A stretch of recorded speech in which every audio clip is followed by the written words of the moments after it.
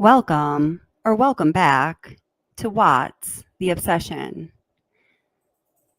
So what you're looking at right now is an image of Miss Nicole Kessinger at the end of her interview on August 23rd, 2018, fading into an image of the person walking outside the garage. So everybody knows this footage, and I was actually going to make a video calling out a trio of creators who recently told the public that they had footage from Nate's security camera that was so clear that you could tell it was Nicole Kessinger, and it was so clear it would positively identify her. Therefore, they were advised by several attorneys that they could not release that footage. Well, this was like over 6 months ago, and they still have not released the footage.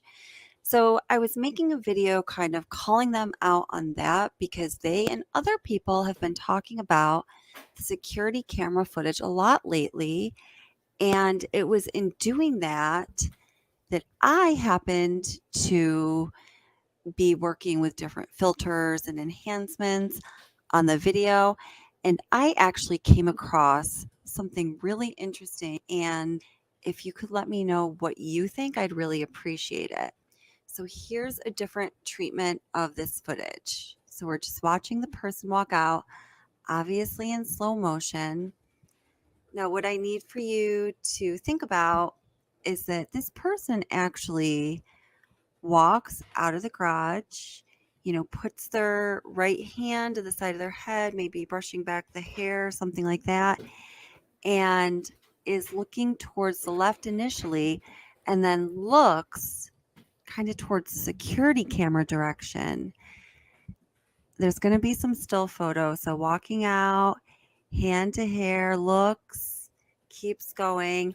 It's so quick because of that godforsaken bush. It's hard to see even in really slow motion. That's why I'm going to have still photos in a moment showing you exactly what I'm looking at. Looks. Can you see that? You might not be able to. It's okay. You're going to in a minute. Well, you're going to let me know if you do, actually. That's the whole point here. So I'm excited I can make a video for you guys finally. Looks. Ah! I swear you're going to see it. Okay. Let's see. I think the still photos are coming up. Okay, so there's the face. The big red arrow is pointing to the face. This person's face. Okay, so obviously you see the legs, you see the face. This big thing that looks like the sun here is the light outside of the garage. It's one of the reasons we can't see things clearly. This person has just walked past the cast of that light. Circled in yellow is the person's hand. So obviously the elbow is bent. The hand is up to the side of the face here in this still photo. It kind of looks like flipping or brushing hair back or something like that, Yep, so there's the hand next to the person's face. So see if you guys can see that. So between that light that looks like the sun and the tree, it's just a very small bit of space. So this is a different filter. So I know that this person is looking to her left as she walks out of the garage, and then also pointing out the hand on the side of her head. It's not as clear here because it's a different treatment. I think it's more clear here. I've circled basically the same thing, except this time her face is kind of turned more towards Nate's house. Do you see it? I need to know. Oh, look, I colored her face in peachy skin color to try to help you see. So I circled the figure here. So there's the face. So then you can clearly see where the hairline is, right? So here is the footage with an overlay of Miss Kessinger at the end of her video from August 23rd, 2018 with Agent Coder when she was exiting the interview room.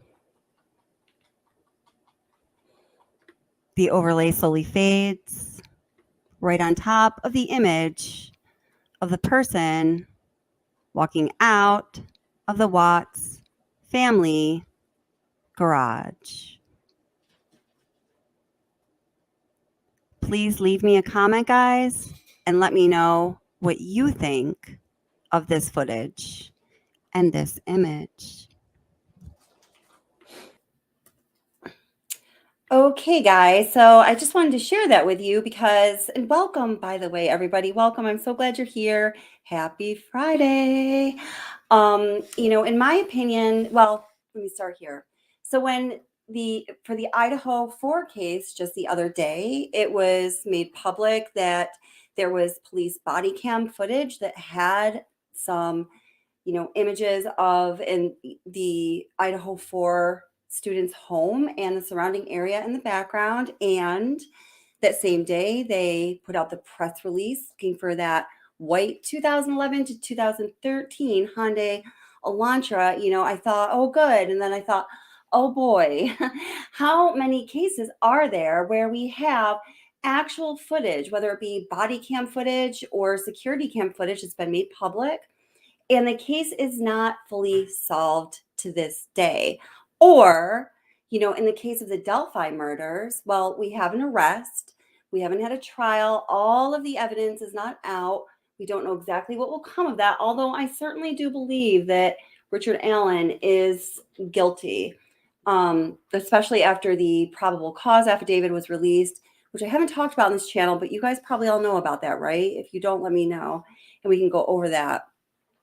um it was perhaps finally resolved or solved, although I think there's still more assailants or suspects or people who are involved at large for the Delphi case. It took them almost 6 years. So although it's really good news that that body cam footage exists and that it seems like maybe police have some kind of lead when they release the information asking people to look for that white Hyundai Elantra, we still have a long way to go. As Muffy Dragon Slayer said, she's afraid the case is going to go cold. And I definitely have that fear. I certainly know that we pray, all of us pray it does not, but there's that distinct possibility. So hi, Kitty Witty. Good to see you. Hi, Utter Nutter. How are you doing, sweetheart? It's great to see you. Hi, Edward Schrank. How are you? Let's see the comments below. Oh, I haven't even checked my email yet. I will definitely check it, Edward. Thank you so much.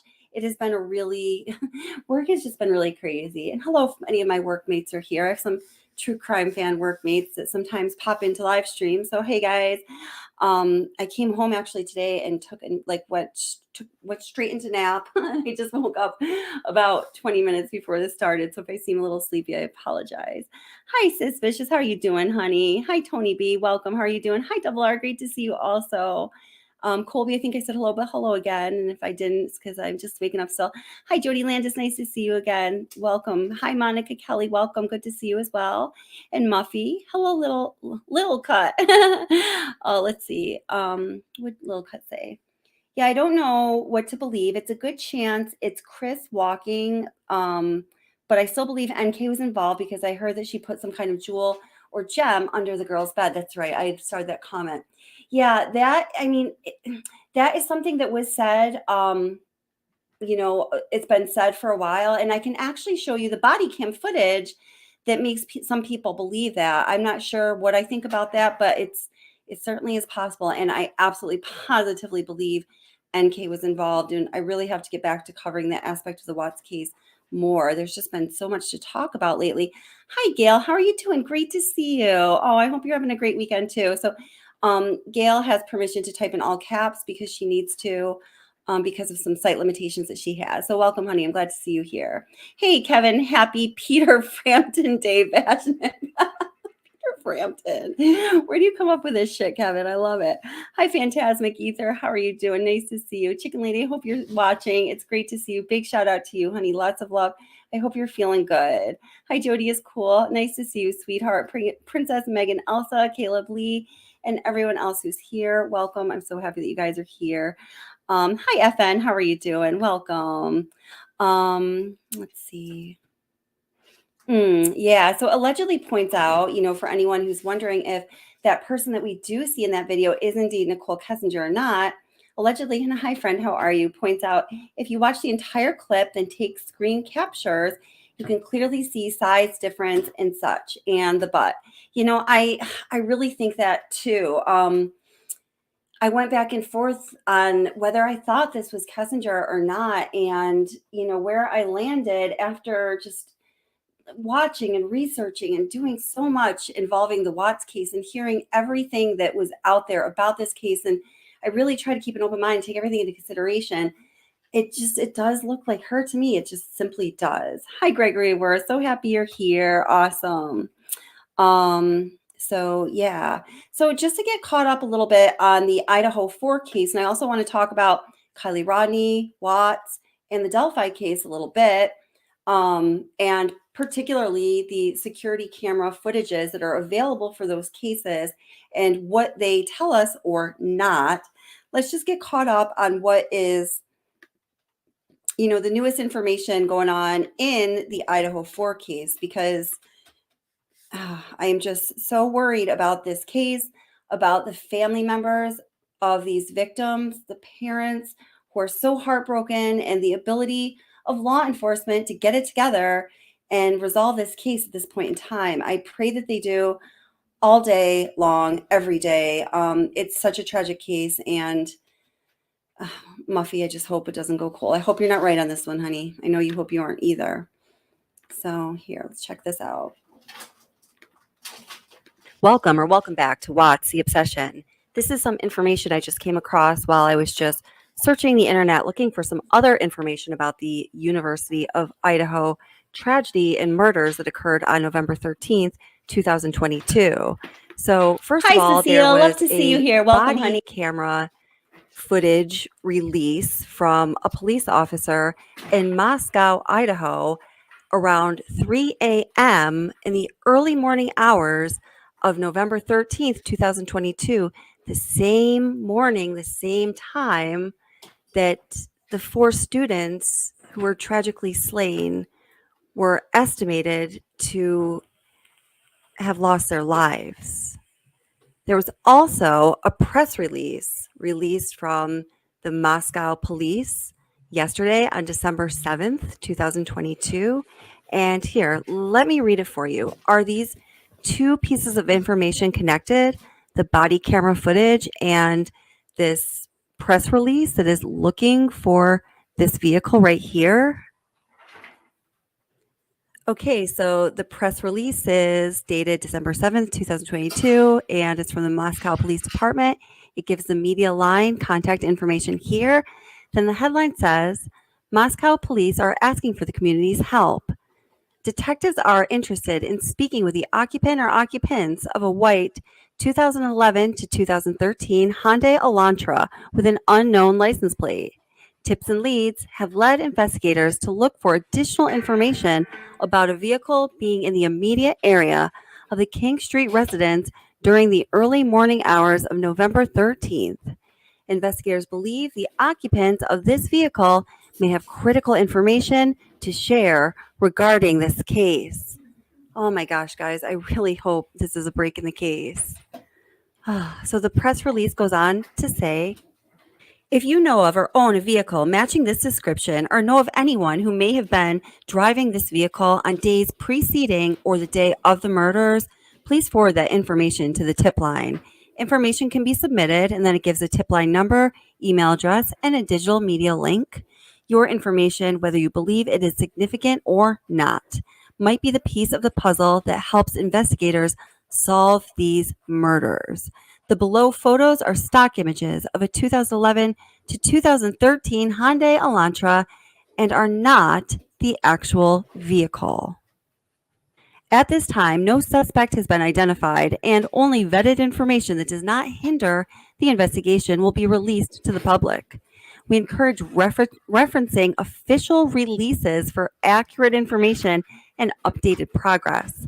All press releases and information related to this case are available at, and then it gives a website for the Moscow Police Department and the police sanctioned information updates to the case.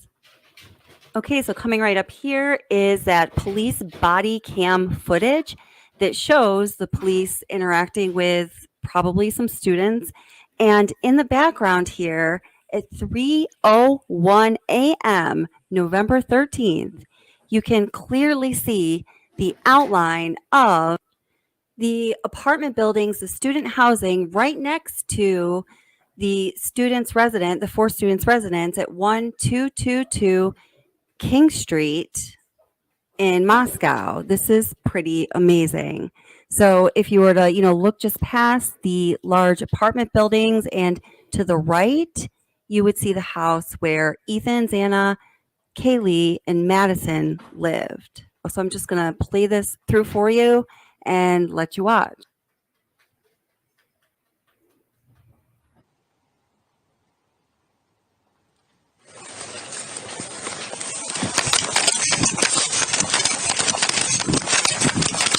Okay, is there a reason why you didn't stop back there?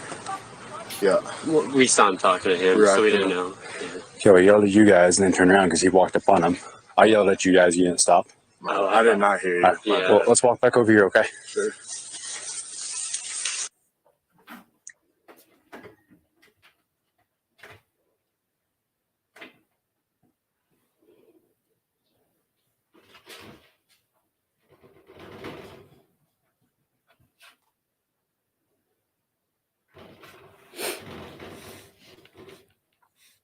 So here you can see it's in this area that you can see the house of the Idaho 4 in the background. There is the whole 20-minute body cam footage available. I truly haven't been able to find that body cam footage altogether. What I've been finding are just little bits and pieces. I've been looking on Twitter and Reddit here, there, and everywhere. If anybody knows where that is, definitely please let me know because I would love to be able to post it. But people are working on dissecting this, zooming in, pulling pieces out, trying to enhance the video. And the big discussion right now is on whether a light that can be seen kind of turning on and turning off. People are wondering if it's a light. And I would be looking for headlights that are moving around in the at house 3 of the o'clock in Idaho. morning. It is not a normal time for loads Finish of the thought. If it's a light in the house of the Idaho 4 victims, or if it's a car's headlight. To me, it looks like a headlight. I'm not really sure, though. I definitely have to look into this a little bit more. So let's hear what Ashley Banfield has to say about this. She's really been on top of this aspect of the case and really everything having to do with the case, and had one of the police officers from Moscow, Idaho, on earlier today. traffic. So any headlights that are moving in a certain direction may have come from a direction where there would be other cameras. I would be, without question, scouring. I'd be blowing up every single inch of that to see if there's a shadowy figure moving in a certain direction. Again, it's 3 o'clock in the morning. And a lot of how people are they should be out on the moving? street. How are they moving? How are the cars driving? Are they? Is it oddly slow? Is it really fast? Are they running? Do they look suspicious? Do they look like they're hiding from something? Are they moving swiftly? Right. Do they discard something? These could all be really important points. Huge.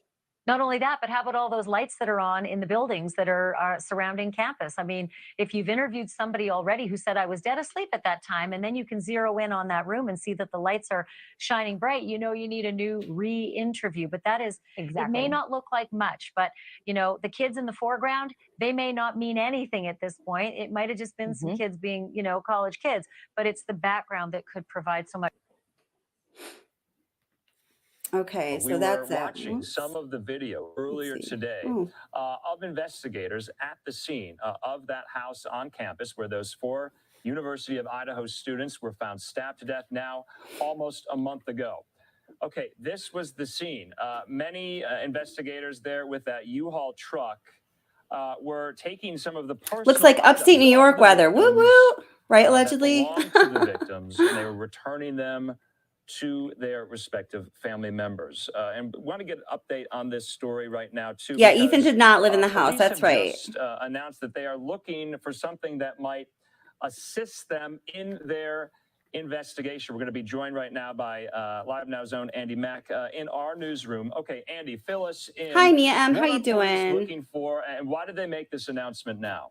Well, any news in this Moscow case with the 4 slain students, there is big news, and we're getting news that they are looking for a potential car and the occupants in it as they are looking for. We had an update from the Facebook page. As you can see, they're hoping to speak with the occupants of a white 2011 to 2013 Hyundai Elantra with an unknown license plate. Tips and leads have led investigators to look into additional information about a vehicle being in that immediate area of the King Street residence during the early morning hours of November the 13th. Of course, the Hyundai Elantra, you can see there, just a stock picture, as investigators believe the occupants of this vehicle may have critical information to share regarding this case. And as you know, what police have told us is that these 4 victims were stabbed between 3 and 4 in the morning. The 4 students, they returned just early morning hours of this November 13th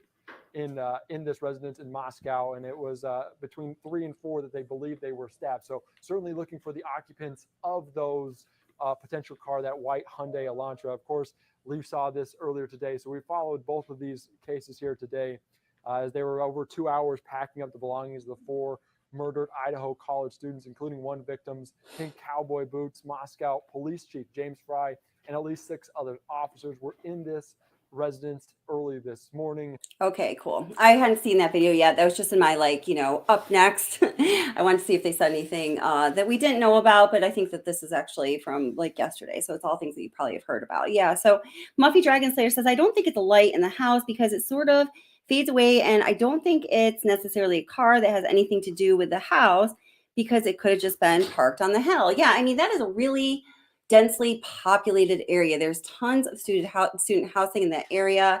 When I was doing some research on Moscow, Indiana, and the University of Idaho and how, students live in that area, there's only a couple different areas in the small town of Moscow where there is student housing, and that is one of them. So, there's, a lot of this town is made up of the university population, but there's a lot of people that live there. As you can see from the size of those campus housing apartment buildings, there's probably a lot of cars parked there.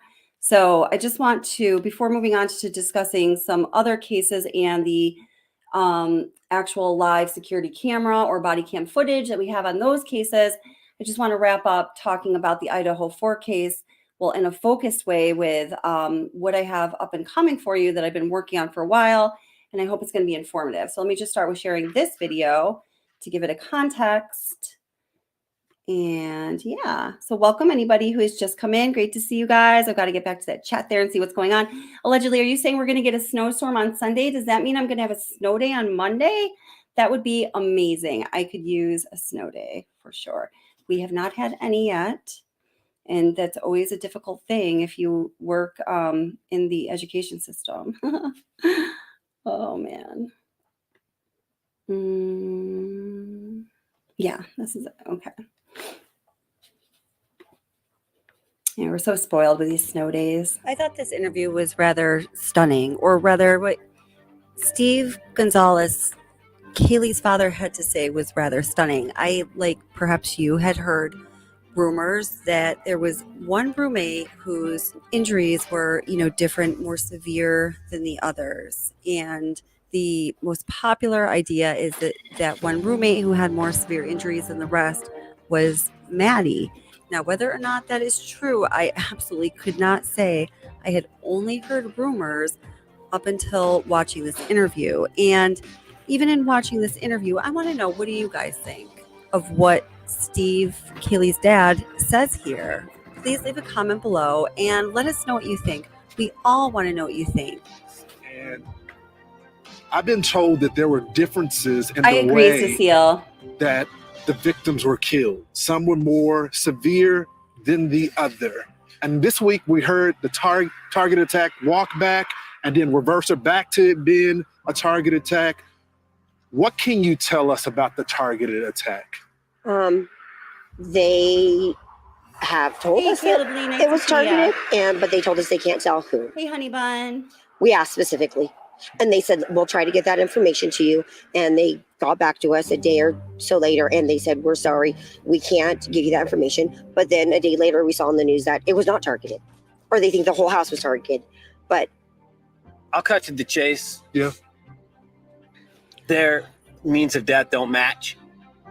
Maddie's They don't. and Kaylee's cause of death, it does not match based on the autopsy report. They don't match. would indicate that one of them. He doesn't have to may go have up been the the target. steps. Let's stop playing games, guys. I need somebody to step up and be an alpha. Be somebody to be a leader. Don't make me do it. I don't want to do it. He doesn't have to go up the steps. Their points of damage don't match. I'm just going to say it. It wasn't leaked to me. I earned that. I paid for that funeral. I paid for that. It's my right.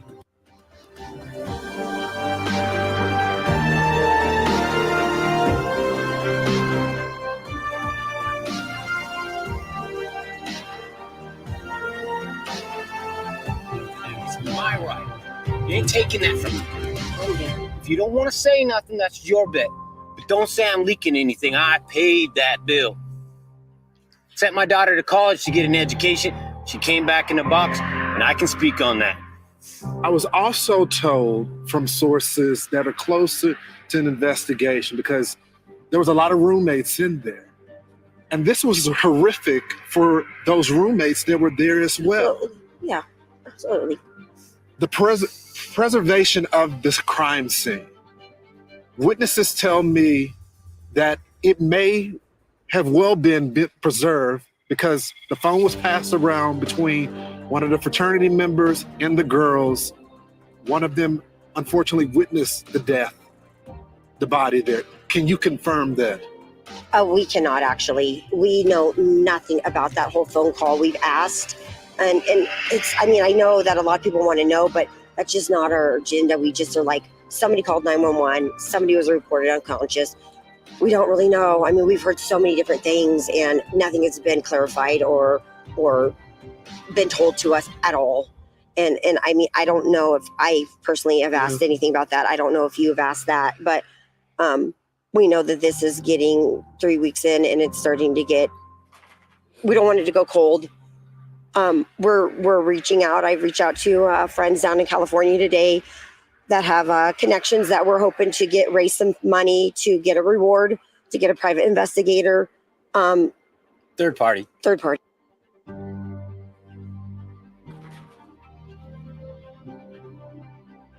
Why go the private route? Do y'all worry that at the end of this week that this case may be 100%. cold? We're scared.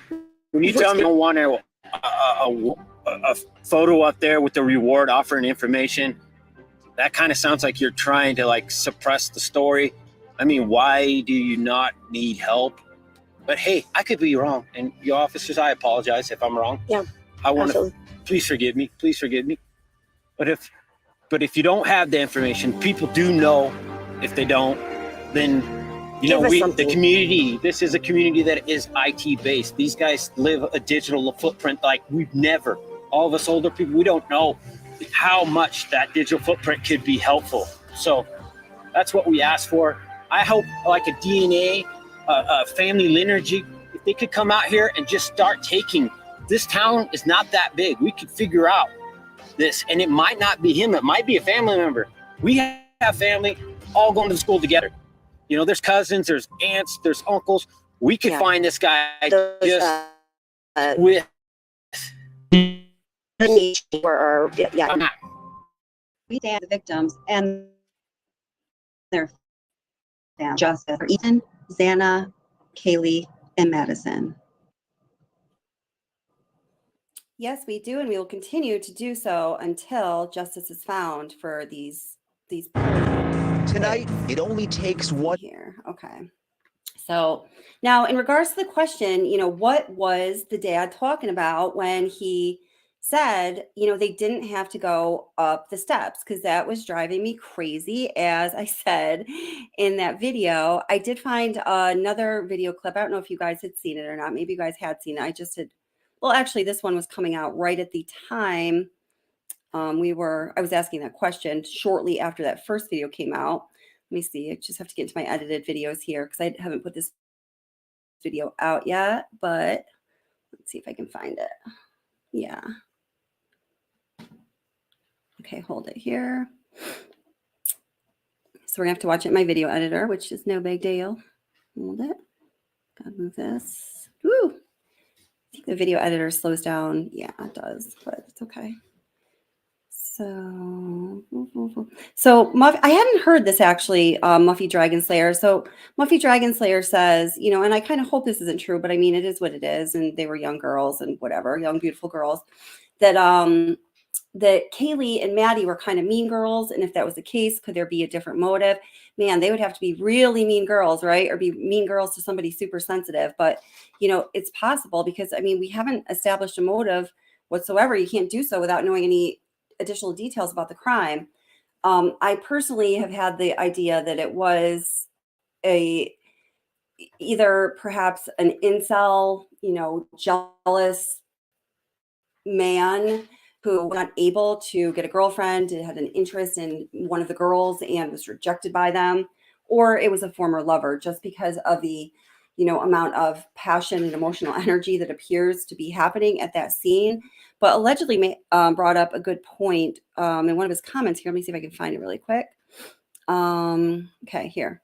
For me, the two girls sleeping in bed together that night, one is being unalived and the other wakes up and maybe tries to run or fight back.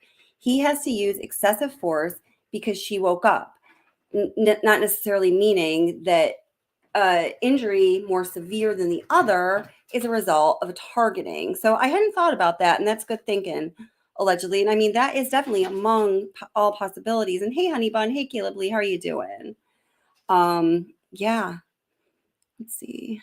And Cecile, and Mia I said hello to you, I think through chat or while the video was playing. I don't know if you heard me, but nice to see you guys.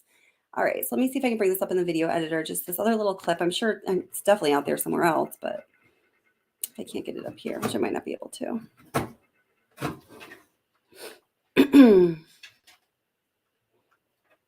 Oops. Let's see.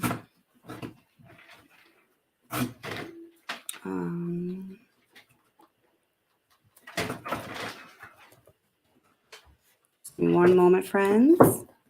One of my big curses in life is that I am not a good multitasker. Are you guys good multitaskers? Man, I am not.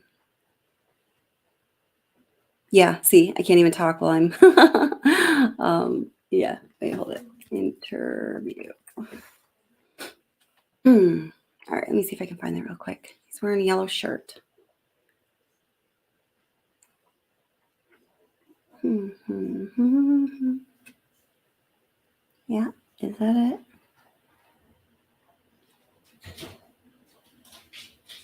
Or maybe it's not, maybe it's a yellow background. I know it's a yellow something here. I think I found it. All right.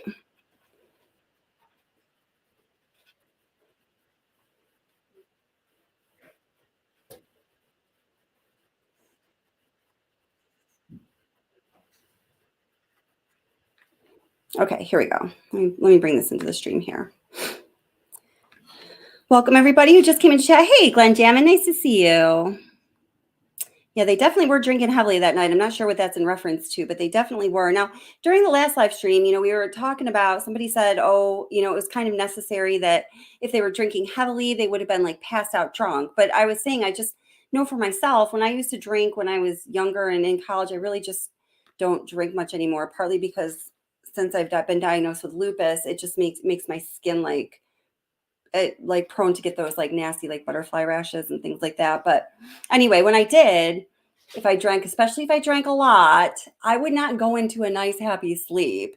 I would feel really restless and I felt like I never got into a deep sleep. So I guess the point is that when you do drink, your quality of sleep, I think, is different from person to person, right? So, you know, all right.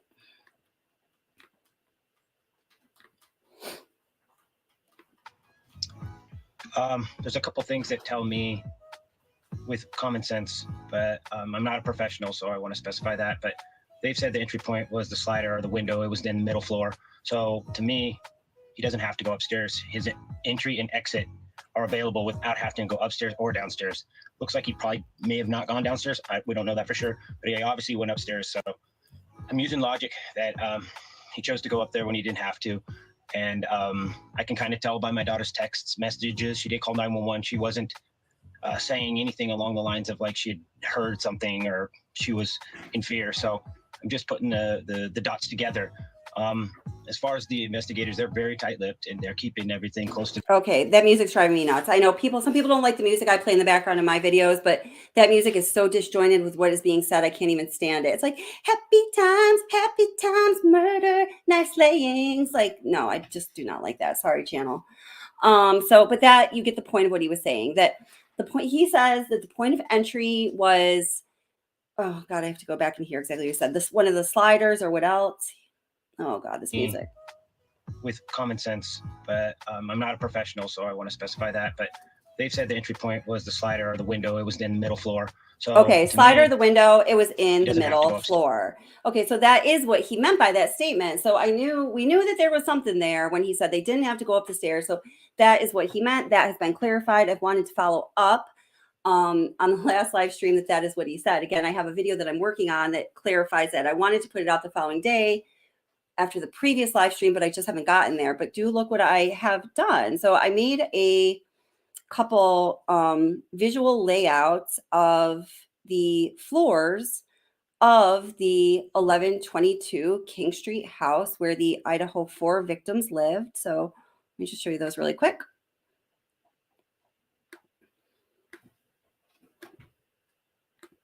This is the best digital art I'm ever going to pull off, probably. Ta-da! So there we have that. Let me take that down. It took me a lot of time. Let's see it in its full glory. So I've mapped out all of the different floors, and I have a couple different versions of them, either, to scale or just like the third floor only takes up half of the second floor. When you stack them on top of each other, you can see that when you look at the exterior of the house. So I made a couple different versions. Some were to scale and some were just, for example, enlarging the third floor so you can see it better when you're looking at the different dynamics of the floor plan like this. So we can try to figure out, the possibilities of what the hell happened, what do we know? Do we really know how this person got in? And what does that mean for the investigation and for the way things played out on that horrific night when that crime went down, right? So yeah, let me read some of the comments here. So Tony B says, I feel the person likes the thrill of the killings. Yeah, maybe not just people, in my opinion. Yeah, I mean, God, it was so, I know, it's so horrific. You'd almost have to think that that's the case, right? Oh, hey, thanks, allegedly. Says that my floor plan looks good. Awesome. Thank you. Oh, my gosh. Yeah, I know. I hate it when there's happy music playing in the background when it's like about like really tragic crimes. It makes me feel, I don't know. I just don't like it. It bothers my brain. Oh, yes. Of course you're welcome here, Muffy. What's going on, guys? Aw, we love you, Muffy. Yes, please do remember to hit the like and subscribe. It helps out the channel and just keeps the videos in the recommendations and whatnot. I really appreciate it. Let's see. I think this is going along with what allegedly had said about the possibility of, the two girls were in the bed together and one of them woke up and kind of startled the assailant. Therefore, that's why the attack perhaps is more brutal for one of the girls. The Jody is cool says, and the assailant was probably really pissed off that she woke up.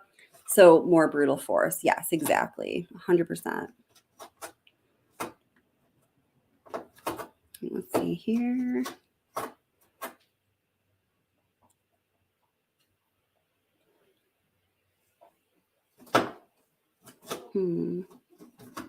Oh, yeah, Muffy, I hope you're staying. I don't know what happened, but come on, you guys in chat, everyone get along. I know it's hard to talk about the dynamics of these cases sometimes. It's just really, it's really hard stuff. So Double R says, have you heard the neighbor's recording of one of the girls screaming? That's interesting. I haven't heard it. When I was just looking for a different video, Double R, I saw that somebody else had made a video about that. Let me see if I can find it really quick.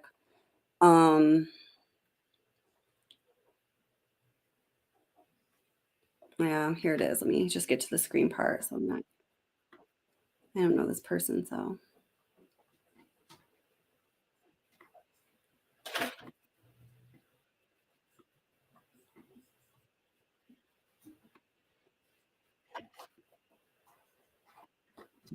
Yeah, I can't play this whole video. Sorry, I'm just taking a look at it because I'm not friends with this person.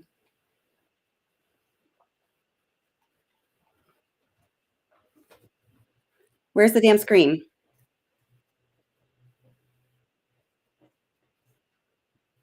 Okay.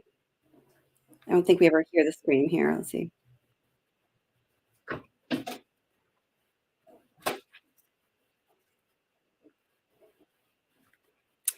Yeah, I don't know. Thank you for bringing that up, Double R, because apparently that is something that's being said. I don't know. I thought there was going to be an actual recording there of the scream, but so it looks like what people are saying is that there is somebody in a nearby house that says that they heard a scream at 4 a.m. So, I mean, totally possible. I know when I was in college, 4 a.m. being up on a party night was totally legitimate. People screaming would be a totally possible thing. But I guess, I would like to hear, saying I would like to hear the scream. I don't want to hear the scream. I wish the scream never happened. But if we were to assess what was going on, what the source of that scream was, I think you need to hear it. So I hope that if they're saying that recording exists, that somebody actually puts it out. Hi, Trinity. How are you doing? Trinity says, oh, thank you, Double R. That would be amazing. Thanks. I really appreciate that. I just saw that. Thank you so much. Hi, Esther. How are you doing? Welcome. Nice to see you, honey. Trinity says, assuming the girls sleep in the dark and knowing that they were in Maddie's room, have to wonder if the killer knew who was who. Yeah. Yeah, do please send the link. That would be amazing, Double R. Thank you so much. Yeah, that'd be great. Thank you. Gregory Worth. Okay, thank you so much. Gregory Worth says, my guess is the suspect made short work up Kiely and Maddie from the time he or she entered the room and was done in 3 minutes because the decision to unalive had already been made from rage. Yeah. Yeah.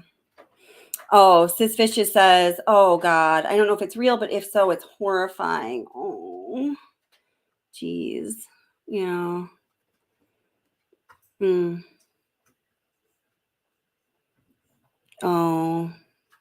Oh, Glenn Jammin says, yeah, I heard it. When you guys hear it, you'll think the same thing I did. Very bad and tasteless. What do you mean by that, Glenn Jammin? That somebody is recording, that somebody recorded it, or that somebody is putting it, I'm not sure, or that it shouldn't be out there. Let me know what you mean, because if you think it shouldn't be played, oh gosh, I don't know. There's always, there's some hard calls to make when you're deciding what to put into your content when it comes to true crime, for sure. I definitely struggle with that.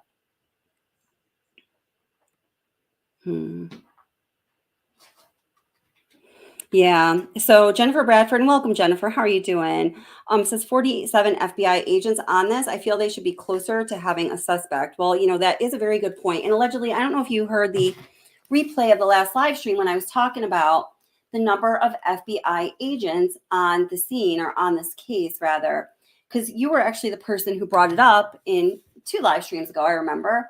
And we were discussing that there was, according to whatever source I had seen, 45, 46, 47 agents. And I was thinking that one of the reasons that might be is because they had that full-blown, full capacity mobile crime lab on the scene. So they didn't have to send out the samples and take that extra time in analyzing and evaluating the evidence that needed to go to a lab. So was that volume of agents due to that mobile crime lab being on the scene, and there needing to be different kinds of scientists and technicians and specialists? I don't know. So here, Double R, my email is here, wattsobsession@gmail.com. There's no the in that. It's just Watts Obsession. And it doesn't, of course, matter if you use capitals or whatever. Honey Bun says, Jennifer Bradford, I feel like they have a suspect or suspects, but for the sake of the case, are playing dumb to catch them. I hope so, man. That would be amazing. Gosh. Yeah, Jennifer says the same thing. Jeez. Oh. Tony B says, I don't think the recording is real either. In my opinion, I think it's made up. Damn. Here, geez. Well, I guess let's just listen to it so we can decide that together after. Thank you so much, Double R. It's awesome that you're sending it. I really, very, very much appreciate it. Whoops, hold it. I'm going to have to go grab my email here. Does anyone want to come up on panel, by the way? If you do, allegedly, sis, somebody who's not one of my wonderful usual suspects. I mean that in a very loving way, of course, you know. Let's see. Oops. Oops. There we go.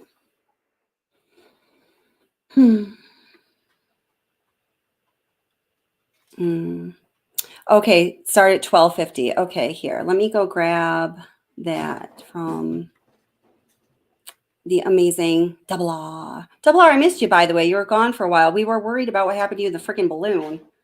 Obviously, that ended well.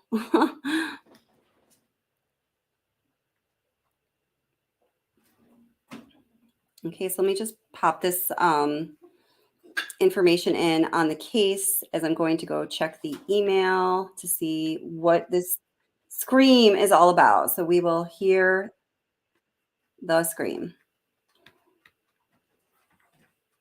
Oh, Trinity, hey, thanks for becoming a member. Welcome to the What's the Obsession family. Nice to have you. Thank you so much. And nice to have you in chat as always. You guys always have such good ideas, good thoughts. Okay.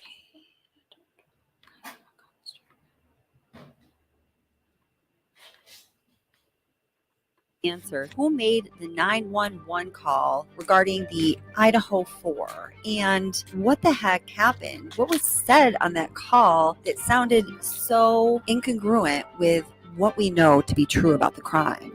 What did police have to say about the 911 call that was made around noon on November 13th, 2022 in Moscow, Idaho, hours after 4 students were tragically murdered?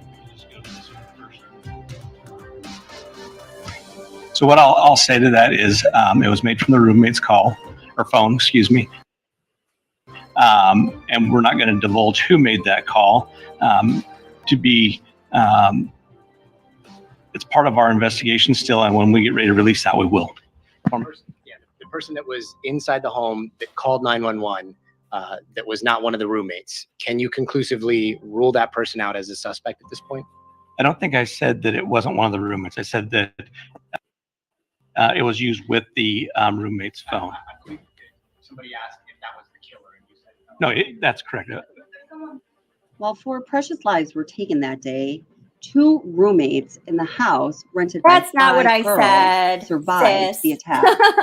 We all know Come on that up. the world of online social media and platforms can be a very cruel place. The 2 surviving roommates, although they had been through a horrific, traumatizing tragedy, had received a lot of hate and tons of criticism from people they don't know that have nothing to do with anything. So the question of who made the 911 phone call has remained. It's been out there, it's been talked about, it's been speculated on. There were, of course, the 2 surviving roommates who were in the house, and then it was said that they summoned for some additional people, some friends. And then once the friends got there, a 911 call was made from one of the roommates' phones, as you heard law enforcement concede in this press conference. But again, it was never released as to who that was. Reportedly, when the 911 call was made by someone in the house or around the house, the caller said that somebody was unconscious and needed help, which makes no sense when you consider what happened. That doesn't seem like the thing the caller would say. We also asked the question, well, why would they have waited until the friends that they summoned to the house arrived to make that phone call when you see what's going on and the situation obviously out of your control, needs emergency help? That made absolutely no sense, right? So what really happened? They indicated that the roommate who fainted had already dialed 911, but was so upset and absolutely distraught that she passed out before she could give any information to the 911 dispatcher that made any kind of sense. The only information that the bystander was able to give the 911 dispatcher was when she saw the roommate running out of the house and passing out.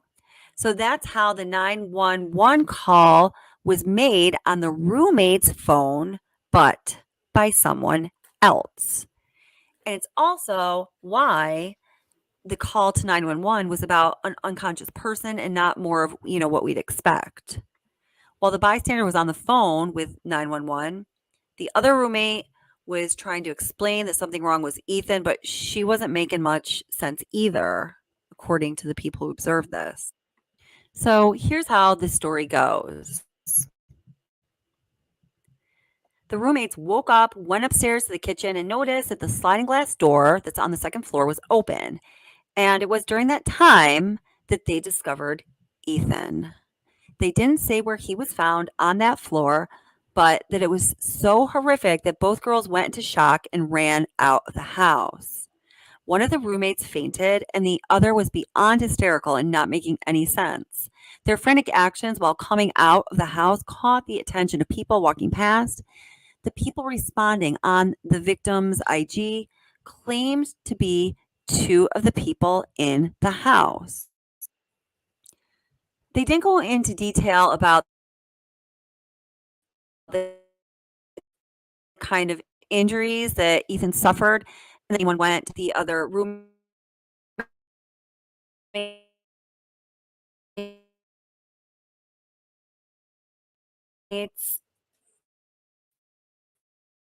that it was ostensibly bloody. While those people were in the house checking on Ethan and possibly the other roommates, the paramedics arrived to an extremely chaotic scene. They were thinking that they were there to assess an unconscious person outside, but when they arrived, they were redirected to go inside to help someone who was very badly, possibly gravely injured. So they walked into the house just not knowing that it was a crime scene. And as a result, they're just being in the house and the way they behaved when they were in there contaminated nearly everything on the second floor. The person who made this report about the 911 call said it didn't seem to them that the roommates were the ones roaming throughout the house and carelessly contaminating everything on the second floor and beyond. They said the crime scene was contaminated by numerous people. All of them were trying to help, and that's all that those people were doing. But they were just simply unaware and or unable to understand what they were looking at, and that it was a crime scene and how freaking god-awful horrific it was, and that the rest of their lives would be changed forever. So that's the story, guys. I mean, it explains all the questions that people have been asking about this 911 call, who made it, why it seems like the investigators were saying someone else made the call, but on the roommate's phone, that in itself just doesn't make sense. Why the call went to 911 dispatch for an unconscious person rather than, something that was more fitting for the actual scene. Okay, so I'm gonna stop playing that. So I did get but now I just want to say that the more I have learned about this case, the more research I've done, and a little bit of the more that's come out. Not so much the latter, because not much more has come out. But I absolutely positively believe that for the most part, that's exactly how things went down, because it just makes so much sense. And basically any other alternative that's been put out there doesn't make any sense. So I do see that I got Honey Bun backstage, which is awesome. So I'm going to bring Honey Bun up on the stream. Awesome. So I'm going to bring you up, and thank you for being here, darling. So everybody, let me change the view now. Welcome, Honey Bun. How are you doing, girl? Hey. Hey, I'm doing awesome good. to Can you see hear me all right? Welcome. Yeah, I can hear you perfectly. Great audio. That's amazing. Okay. Thanks. Yeah. Good deal. Good deal. So what's on your mind? What do you think? This is the first time I've been on this panel, so that's pretty cool. Yes, I know. I'm so happy.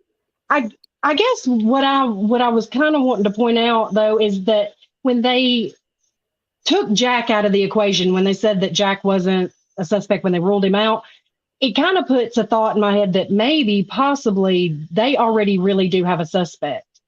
When you deal with college kids and stuff, you're dealing with sometimes maybe not the brightest. I'm not saying that college kids are dumb. I'm just saying Their that brains are not they're fully not up to. matured. Yeah, totally. Exactly. So if that's the case, they may be kind of trying to throw some tricks at them, like, oh, we don't suspect anyone, but yet, we really do. We have a suspect. We just don't want them to run. Yeah, no, totally. I mean, that's actually a really good point. I'm glad that you said that. Yeah, I think that's, I think that's very valid. They did, and they did. I mean, I don't know if they would have had a suspect so early on, but I am still just astonished and kind of disgusted by the swiftness with which they eliminated so many possible suspects. I mean, when you look at other cases, it takes authorities Right. a long time to do that. They go through meticulously and systematically, and that was not what happened in this case. We know that much, I don't know. So have you heard this scream yet? No, I haven't, but I did hear that it was really just so fake and stuff. And people do a lot of things for clout. So I kind of have it already in the back of my mind that it's probably not true, but anything could happen. I mean, they may have it.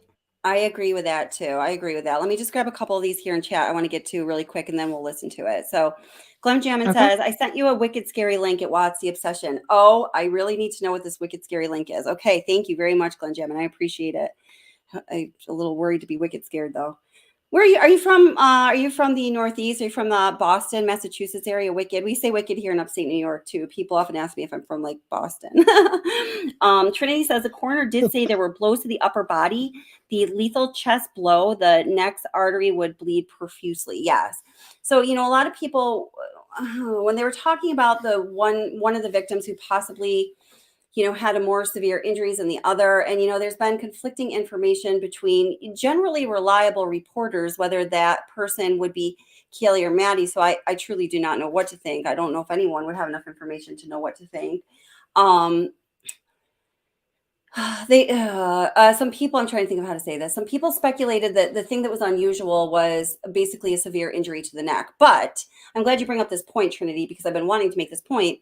The coroner did say that the wounds were to the chest and neck. She didn't say, for this many of them, they were to this area that, she didn't specify any further than that. But the way it was worded led me to believe that the upper body in general is where, the wounds were for the victim. So when you take that into consideration, it just goes to show that the conjecture about one of the roommates having more severe injuries might be valid, and it very well may not, like everything else, right? So that was the point there.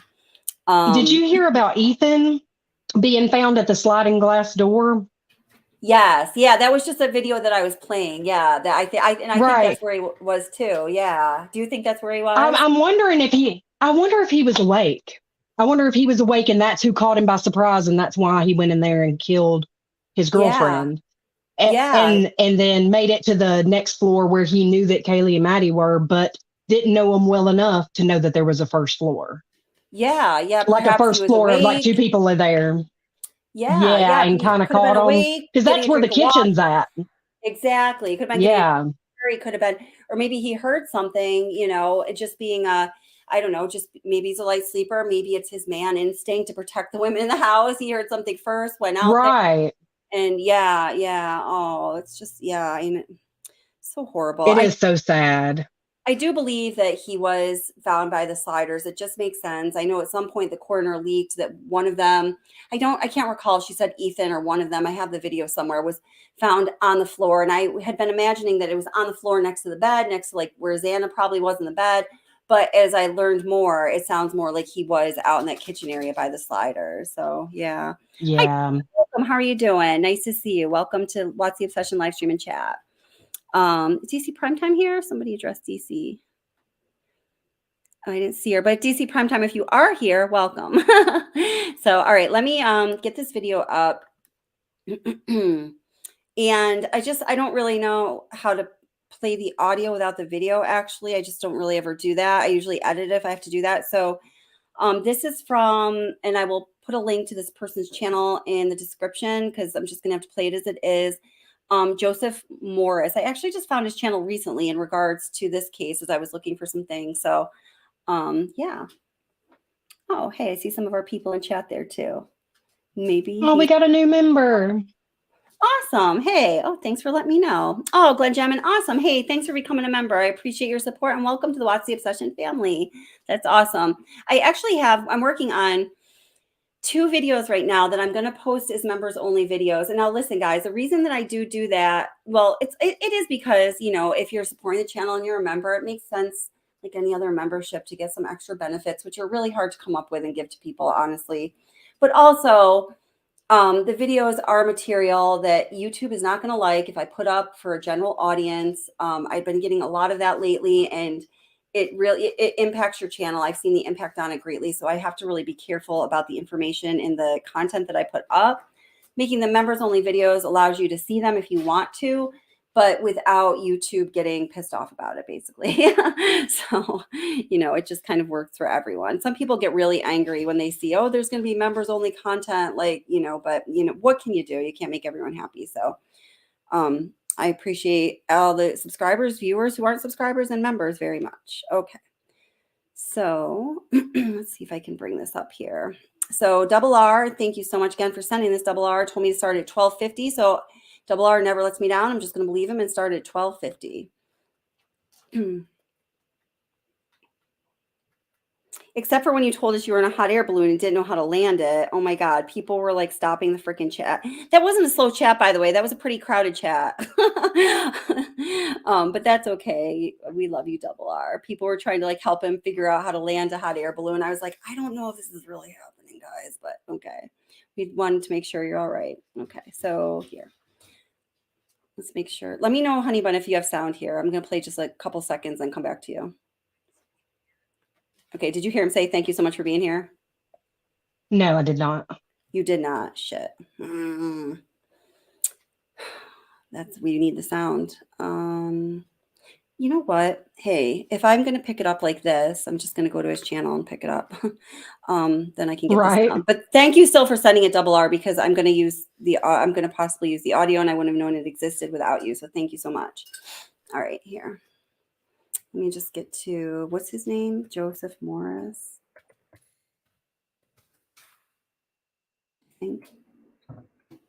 There he is. Okay, there we go. Okay, now you'll be able to hear the sound. Good thing we can problem solve around here. Okay. Almost. What? Oh, no, thank you. Okay. All right, now let me switch up what I have in the stream so you can hear the sound. So we're going to be hearing the apparent scream at 4 a.m. That people are saying it's one of the victims from the house. I just want to say for anybody that didn't hear us talking about this just a couple minutes ago, we absolutely do not know if this information is legit. We have established there's a lot of people out there seeking clout and views and all of that kind of thing. So it very much could be a result of that. We just don't know, but we are curious. So we're going to check it out. And there's nothing wrong with that. All right.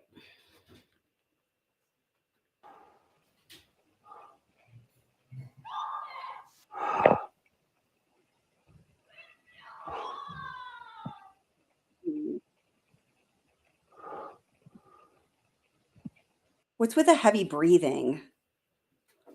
Anyway. Wow.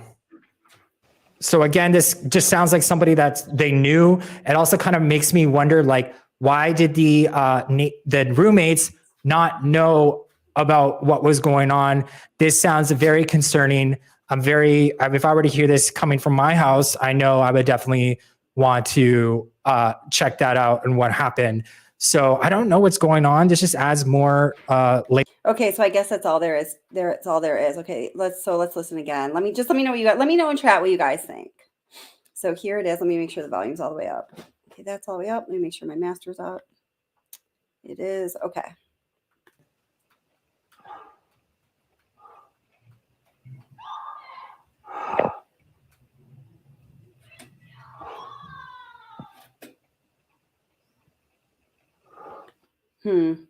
So, I don't know. What do you think, honey bun? It sounded so slow, like maybe they slowed it down a little bit, but it just didn't really, I don't know. I don't but it's already in the back of my mind that it's not real. So Yeah, I don't know. yeah. It just I sounds know. so made up. Yeah, it does. Wait, oh, and it does a little bit to me too. I don't know what to think. No, Double R, we're not killing the messenger. I'm really glad that you made us aware of this. I want to know everything that's being said about this case. So Tony says you can hear a dog barking too. Let me listen to it again. What I heard was heavy breathing. Like the person recording is like, right? That's like what it sounded. And maybe there's a dog barking too, but I was like, what the hell is up with the heavy breathing? That's creepy. I don't know, but here, Yeah, that could be a good sign that maybe it is real. I mean, it just sounds so. Yeah, like somebody was scared because they heard something and their heavy breathing as a result. Yeah. All right, let's listen to it again. Yeah. So I was so focused on the heavy breathing and the scream, I didn't notice there was dog bark. Let's listen again.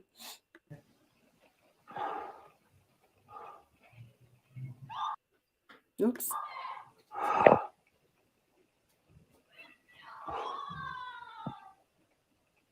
Oh, did you just hear one roof at the end, or was here? It's kind of intermixed with the heavy breathing for me. Let's see. I think I heard just one roof at the end, possibly. Is that what you heard, Tony? Here. Record a bit of it. So let's just play this again. Thank you so much for being here.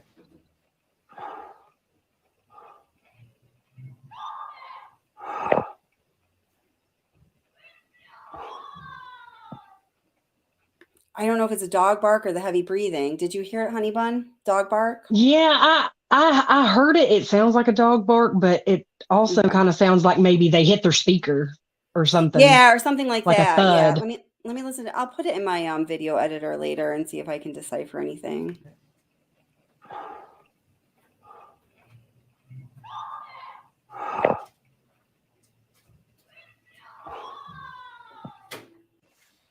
I don't know. Oops. Well, that's too many. But I was trying to.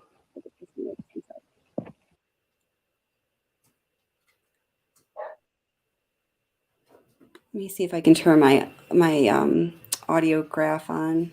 It'll show if it's a dog bark, if it's something different. Okay.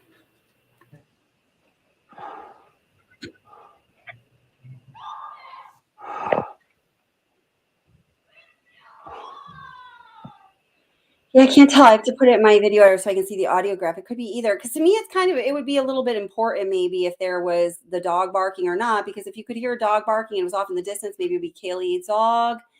But I'm not really sure what to think. Hey, how are you doing, Ara? Nice to see you, honey. Hi, Tina Baldwin. Welcome. How are you doing? Nice to see you in Watch the Obsession live stream chat. Tina says, I think we found the denominator. Go ahead. Oh, go ahead.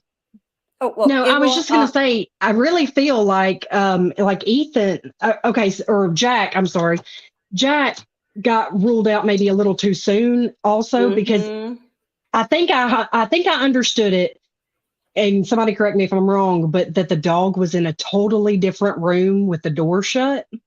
Yeah. So somebody cared enough about the dog. That's right. Okay, I just wanted to throw that out there. Yeah, no, the dog was in a different room with the door shut. And so, the way I thought about it was, some people were saying initially, like I talked to somebody who's a channel creator who's convinced that it was Jack D, Kiely's ex-boyfriend. And for her, it was, she was saying like, well, the dog being in the other room with the door shut, it's obvious, it's Jack. Well, so it could have been that the person cares about the dog, or it could be that the person doesn't want to deal with a dog, like the dog, we had already established that it's a very friendly breed of dog. We had talked about that during the last live stream. My stepsister has the exact same breed, looks just like Kiely's dog, and I don't know. I just know some dogs like this. I've heard of a lot of people like that'll kill a human, but they love the animal. Yeah, exactly. So, so the person, maybe it was that they cared about the dog, and my God, I don't want my baby dog to see anything. I'm going to put it in the other room, or whatever the case may be, or they just want the dog to be safe. Right. Or it could just be, the dog was friendly enough where someone could grab its collar and guide them. The person's like, well, the dog's friendly enough now, but when I start doing what I'm going to do, maybe it won't be. So maybe I need to secure the dog, right? Yeah, So absolutely. It could be like either of those things. So here, let's listen to the, hi, Downtown Wonder. How are you doing? Downtown Wonder says the dog barking does make it a little believable, but the scream, not so much. Yeah. Yeah, I heard stop it too. Jennifer Bradford, she says stop it, and then whatever the next statement is. Let's listen to it just one more time to nail it down here. And yeah. I know, Glenn Jam, and I see what you're saying. Yep. Oop. I want to see another comment up here. Who said this? Yeah. Oh, okay. Wait. So, Double R is saying that the dude looked into it and it's a legit recording next door. So I'm just wondering, and I'm not questioning you, Double R, my dear. I'm just wondering, how would somebody establish that it is a legit recording or a legit recording next door? I mean, do you know any information on that? I don't want to watch this whole video. I'll watch it afterwards. I don't want to watch any more of it on the channel because I don't have this person's permission. But if you have any insight into that, that would be great. I'd love to hear it. Because I don't know how one would establish that, but that doesn't mean there's not a way. I mean, I certainly don't know everything. All right, here, let's listen again.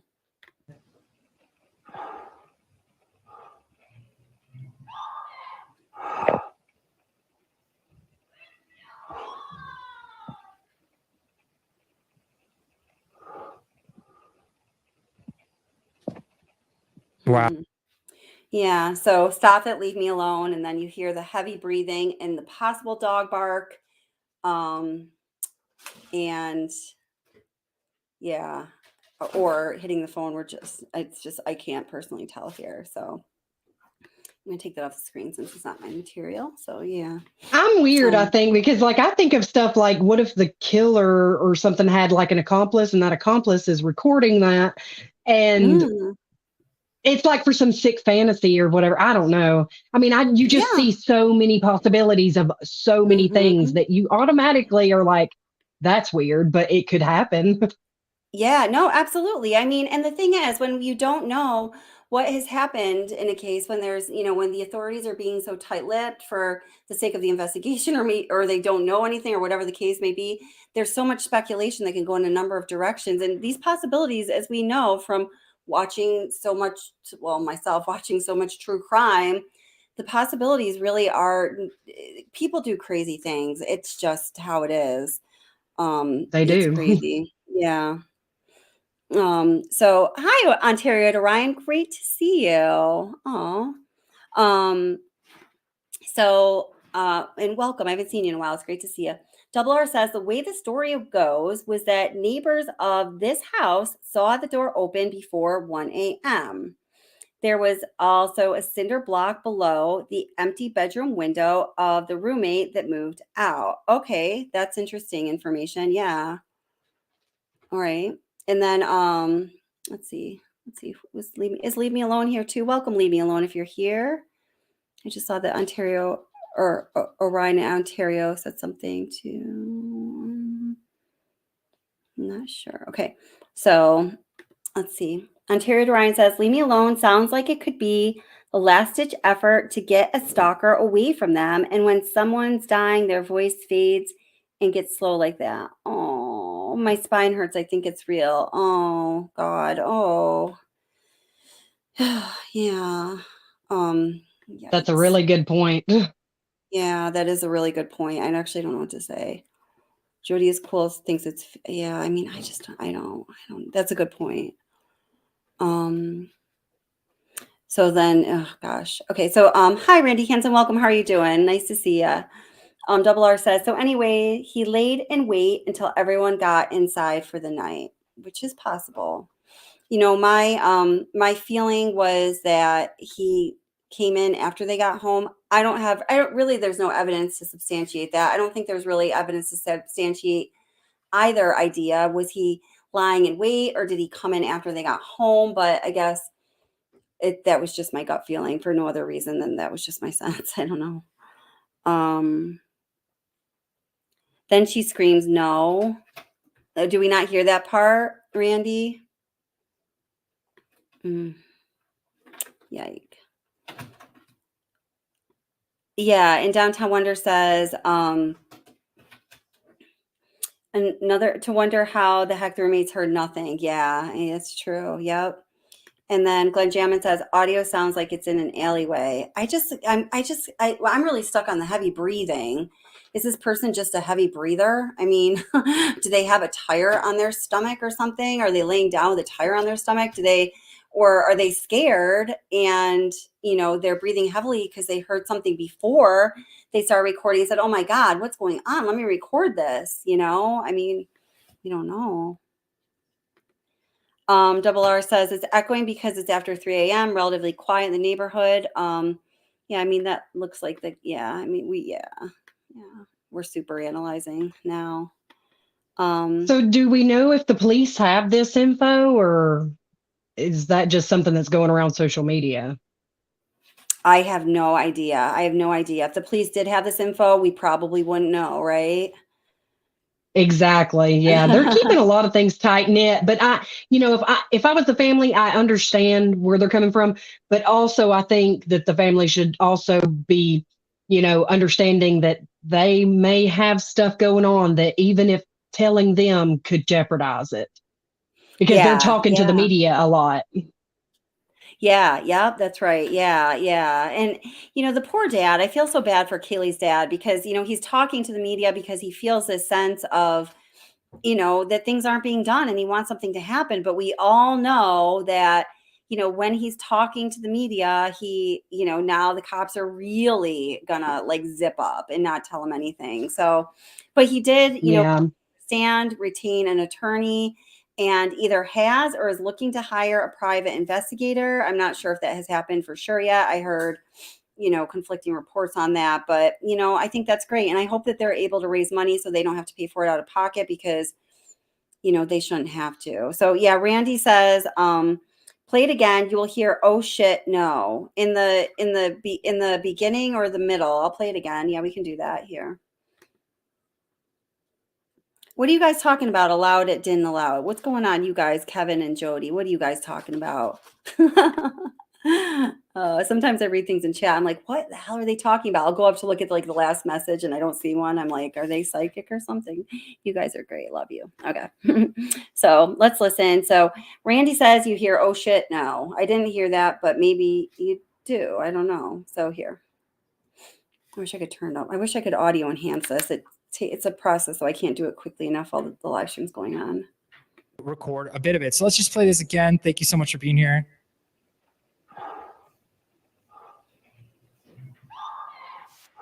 Yeah.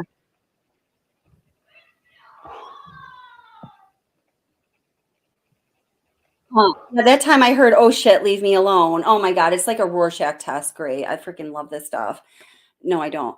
Yeah, the first time I heard, stop it, leave me alone. Now that Randy said I heard, oh shit, no. Now I hear, oh shit, leave me alone. Here, let me play it again for anyone else who likes to take the Rorschach test. Oh my gosh. That's why we need the audio enhancer. I'm going to put this baby through an audio enhancer. We're going to hear what it says, but I can't do it till after the stream.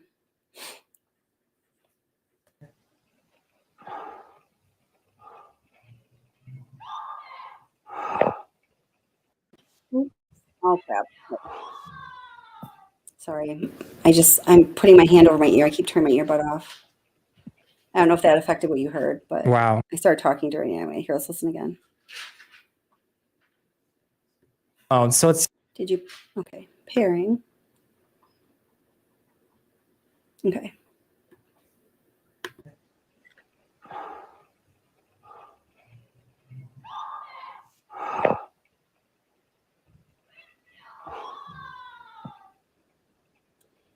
Yeah, I feel the second part I think really says leave me alone. That time I don't know. I just haven't heard it yet, but once you put it through the audio enhancer, it'll be better. Yeah, exactly. Oh yes. Oh my gosh. Crazy stuff. There's yeah, and hi, let's see. Honeybees, honeycomb, hideout. I love that. I heard stop it. Yeah, I don't know if it's oh shit or stop it. Yeah, Randy says I heard oh shit, no. Some people, and what I heard first was stop it, leave me alone. Anyway, I think the important point is if it's real, it's a person in distress. If it's not real, it's somebody trying to imitate a person in distress, right? So yeah. Oh my God. Ontario to Ryan says there's another voice I heard, another woman's voice too. you know what? Here, so why don't you tell us what you think about a couple other things for a moment here, Honey Bun, while I try to pop this in my audio enhancer. I feel like, I love that you are definitely putting it through there while we're on live stream. That's awesome. But I really feel like these poor parents, I can't get them off my mind because I know, especially, with Kiely and Maddie, not saying that the other parents aren't important, but just especially with them because they were so close. And like when he said that they were friends all their life, they went to middle school together, they went to high school together, and then they went to college together, and then they died together. That broke my heart. Oh, that was heartbreaking. And I know he said that, the family took some kind of comfort in, knowing that, they died together, that they weren't alone. And at first I was like, oh my God, but I started to actually really think about that, which is kind of a horrible thought, but I can see how they're just grasping to take comfort in anything. Of course they are. My God. And that is kind of, I guess, comforting to know that at least in the final moments that their best friend was, I don't know, but yeah, because most parents are like, I wish I could have been there. I would have wanted to be there. And at least they know that somebody that they loved was right with them, That's right. That's right. Oh my God. Oh yeah. It's just terrible. I know. And then thinking that Ethan was just trying to protect all of them, I know. I feel like he was the first victim. I really do, because I feel like he had to go. He was the boy, the guy, and probably the most likely to fight him off, Yeah. No, I agree with you. He probably was. And it would have to either kind of be that, I think, or he was absolutely completely sound asleep. Yeah. I mean, I can't really think of any other situation that makes sense given his, size and strength, as we know that he was, an excellent athlete by all accounts. And he was a big dude. He was 6'3", big dude. Yeah. Hey, good point. Jennifer Bradford says, great neighbor not calling the cops. That's a really good point. I hadn't thought about. So if this is okay, on one hand, and again, I'm just showing the different perspectives. This is nothing personal about anything in chat. And these are the different perspectives. Randy Hansen is saying it's real. You can't fake those noises. And then Jennifer Bradford is only saying great neighbor not calling the cops. Well, I'm taking a step further. If this was real and you heard this and you were alarmed enough to record it, how the hell do you not call the cops? Right? What if I wonder if in their mind, if this is real, if in their mind they weren't like, oh, some more drama going on in College Town, and it not thinking, because nothing crazy had ever happened there. Well, for many, many years, nothing had happened there. So they may not have been expecting anything like that to be happening. Yeah, that's true. I still think it's bullshit, but yeah, I guess we do always have to keep in perspective that it is a college town, and hey, well, it is a college town, crazy things happen. As you were saying in the very beginning when you came on here, that, the brains of people in college, this is just a fact, are not fully developed. The human brain, this is something I know in my profession that we study all the time.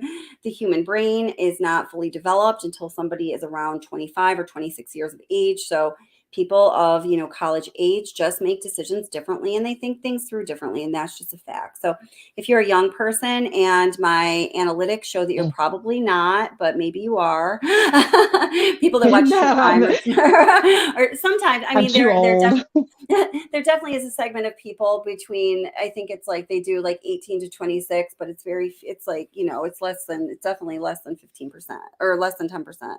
And that's true across all. Right.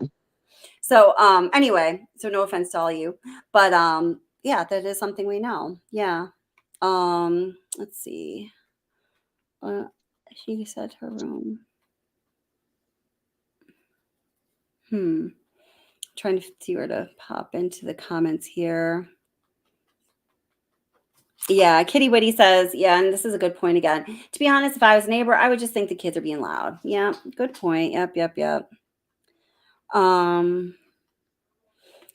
So now, Downtown Wonder says, do you think the roomies heard something but are too ashamed to say they stayed hidden? Totally possible. I mean, my God, I can't imagine like what it happens to your, talking about what happens to your brain, when you go through that trauma of what I believe at least one of them saw and what they knew happened. And the emotions you have as a result, and the decisions you make from being a young person with not an underdeveloped brain, but a not yet fully developed brain, the effects of trauma and fear have on your mind. So that is possible. And, we couldn't really say they were bad people if that were the case, because of just everything I just said. So now Double R says, other YouTubers are saying the two roommates have something they're covering up or hiding, not saying they did it. Yeah. So, I mean, and that again is possible, but I guess that's other, and I'd love to support other YouTubers and other channels who stay like balanced and accurate. But, I definitely think there are channels that are going way too far in the realm of speculation, to the point where they're saying things that are hurtful and damaging to the family, the victim's memory, and the investigation. But that's just my opinion. But, we don't know what happened here. So, yeah, we have too many people chasing those views and chasing, all the fame and the clout that they can, that they're really, really hindering the investigation when you put it all together. Because I'm sure it's not just a couple. I'm sure it's way more than a couple. Yeah, I know it is. Every time a different true crime case comes up, there's unfortunately a couple of channels that, I maybe watched or, whatever, that I completely lose respect for. It happens every time. There's a couple definitely with this case. It just always happens. Yeah. It's like, there have been cases I know for this channel where, you'll start putting content, like for the Kiely Rodni case. It was one of the cases where my first few videos just did really well. I have no idea what makes a video, after doing this for a year and a half. I mean, they tell you certain things, have like an attractive thumbnail, put buzzwords in your title and things like that, just kind of common sense thing. Other than that, you have no idea what causes the YouTube algorithms to pick your video up and run with it, right? But Right. I think some channels, get, something different comes up, you're covering a different topic, you get a couple videos that get a lot of views, people are just blown away by that, and so they just dump everything they possibly can in there, including the kitchen sink, to keep that going. But I think it catches up with you. So try to be balanced, fact-based, and honest channels. Thank you. Let's see. Oh, I just like the kitty what he says. Teens around here are screaming all the time. Here too. Oh my gosh. You're so funny, Kitty Witty. I love you. So I think somebody else, just said this too. Sorry if I didn't pin the comment, but Randy Hansen says, I think it'd be tough to get all four at once. I think 2 were unalived and then 2 arrived home. Possible. Glenn Jamin says, what we would give to know. Yeah, right. Says WFIN Fox reported about the man who made the recording. He reportedly said he did not initially tell police about the sound, adding, I'm not sure what good it does for them now. What? That's interesting. Huh. What do you think about that, Glenn Jamin? Oh yeah. So why on earth wouldn't he tell the police though? So yeah, I mean, that was my initial thought. Honey Bun said, well, maybe, where they live, it's Saturday night, it's a party night in a college town. They're used to crazy noises. Maybe he just thought it was yet another crazy college party night noise. I mean, I don't know. I think I would have called the cops. I don't know. I'm a cop caller if I have to. I mean, I don't call the cops all the time, but in the instances where I heard something that was really alarming that made me fear for my safety or someone else's, yes, I call the authorities, because I think that's what you should do, Right. So, yeah. Well, you never know what's going to happen. I mean, you always think, oh, not my town, but very much so it can be. Yeah, absolutely. Yeah. So Esther, so even if the screams were true, it changes absolutely nothing. Yeah, and I mean, that's true. It changes absolutely nothing as far as, the outcome of this horror. But I mean, would it give, if this were new information for law enforcement, would that help them in any way? I don't know. Is anything going to help them in any way? But you got analysts. Yeah, You got right, analysts yeah, that would look at her like the way she screamed at them. Did she know them? You know, people are very professional in that yeah, sense, that's and they right. can pick it apart and they can Yeah. come up with some good clues. That's true. I mean, this is, something like just an audio like this is way out of my scope of, anything that I have any level of expertise on. But just I know in, using behavior analysis with, statement analysis and then nonverbal cue and indicator analysis, you can tell so much about something that is not being explicitly said or shown that with great accuracy. So you make a good point. I'm sure there are Yeah. people that can do something similar just with an audio clip like this. So Right. Double R says facts. Well, that's yet to be seen, my friend. Bed was not made. Kiely's stuff was all packed in her Range Rover, ready to head to Texas after going home for a couple of weeks. So you say facts, but I say Kiely's dad said that the bed was made. Or you said not. I don't know. And does that matter? I don't know. Does it? I mean, I do think that I don't know. Okay, well, does it matter? I don't know if it does. What we would need to know more is about Kiely's habits. Does Kiely make her bed? I haven't made my bed in 5 years. I'm sure of it. So the fact that my bed was not made wouldn't really mean anything. I'm not a morning person. I get up and I do what I have to do to get the hell out the door. Probably because I stay up so late doing live streams. Sometimes that's the case, but okay. So Aaron on the side of caution. Hi, honey. Welcome. How are you? Does anyone know who the sixth roommate is, and or if the two surviving roommates were friends with Jack? I don't know how to say his last name. S. I'm sorry. We say Jack S on this channel. I'm sorry. And it's okay that you wrote that. You don't know that, but I've just chosen to not say the last names. What we do know about Jack S is that he is he's in friends with Maddie's boyfriend. I don't know if you, based on what we know, if you would say friends or if you would more accurately say they definitely know one another and they are in the same fraternity. That is for sure. Oops. Let's see. Hold it. I never put the video I made about that, the connection between Jackass and Jake. I totally forgot about it.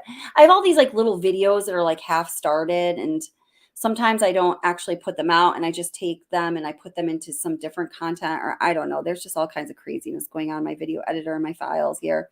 But oops. Sorry, I'm trying to bring something up here. Again, I am a bad multitasker. Do forgive me. I'm just gonna say what do you think, honey bun? Good show. Good show. I'm just gonna say, what do you think, honey bun? Let's see. I can sing. No, I cannot. Don't put me through this. No, it's all good. No, I would give anything right now to just to know, because it's so creepy to think that person's still in their community. You know, it's like it's not just a passerby. No, it's not. I think that, everything does indicate that it's not a passerby. Right. Yeah. And Esther said, because I put this question out there, the audio recording of the scream does not support anything new, in my opinion. Yeah, I definitely wanted to hear the scream and whatnot. I don't think I'm going to be bringing it out anymore unless we find out from some kind of reliable source that it can be authenticated, because I definitely don't want to contribute to, putting any false information out there. So I do just want that to be said. But, I don't know. Maybe those people weren't like cop callers. Like, there are places in this world Right. that people just don't call the police. And I live in Alabama, That's so right. we're like, Yeah. we are handle it yourself kind of folks. And if I heard something like that in my neighborhood, but this is a college town, and like I said before, it's a lot of kids. So, and well, you keep bringing up really good a points. lot of kids are dramatic. That's right. You keep bringing up really good points. I think, like, whether we're looking at this situation or this case or any situation where we're speculating about things, it's really important to consider all the things that Honeybun is bringing up, all these different factors these human qualities and characteristics, these X factors that we don't know about persons who may be, you know, involved in an ancillary way to these cases, these crimes, and the evidence that might be out there. You know, so much depends on individual traits and like what a person is like regarding what they will or will not do, right? So yeah, and you don't know everybody the way that you feel like you do. Like like the parents are totally behind Jack, but I'm sorry, what if he's not the person you guys think he is? Because it can happen. Yeah, I know. It absolutely can happen. We've seen it, Chris Watts. That's all I have to say about that. That most definitely. Most definitely. Another fact that Watts the Obsession didn't bring up, the empty bedroom, the unlocked window in that room, the cinder block below the window that was unlocked, the killer may have been waiting there. Well, I brought it up because you already brought it up and I read it. So that's something that's out there. But these, as far as I'm concerned, and I think you know this about me, they are not, they're not facts until we know that they're facts. There are people that are saying all of these things. There definitely was an empty bedroom. You know, when it recently came up that there was a sixth person on the lease, and I said this before, and everyone was acting like this was news. And when right after this crime first happened, before I was even doing content on it, you know, there were several different, you know, primary news sources that had reported that there was something that happened, you know, a couple weeks before the murders where one of the roommates, and I don't know if it's the person who was on the lease or not, or it was somebody that was subletting or somebody that was just staying there, was asked to leave. So that might even be a seventh person, you know, connected to either staying in the house or being on the lease or whatever that we don't know about. So there are so many things that we don't know about. And I just think we have to be really careful as to what you call fact and what you present as possible fact, possible fiction. Yeah, because there really honestly could have been like 8 or 10 people there and just not there then. Because you don't have to be on a lease to be there. And that's, I mean, because Ethan's not on the lease, but he stayed there a lot. That's right. That's totally right.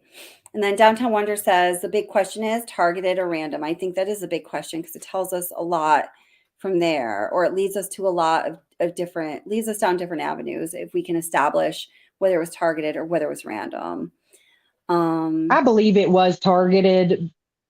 And I think that it was Kiely or Maddie that was targeted. I mean, because just like the dad said, they didn't have to go upstairs. Yeah. Yeah. Yep. That's right. Yep. On the 15th, he posted there was no noise. So on the 15th, he posted there was no noise. Who, the person who made the recording, Glenn Jamin? Thank you for bringing us all this information. I really appreciate it. And you too, Double R. Thank you, guys. Everybody. You guys always contribute so much. Let's see. And then I want to go back to the Jack issue. Okay. Is there any truth to the hoodie guy getting kicked out of the fraternity? So again, here's another issue of, thank you for asking the question of, you know, speculation, truth, conjecture, and fiction.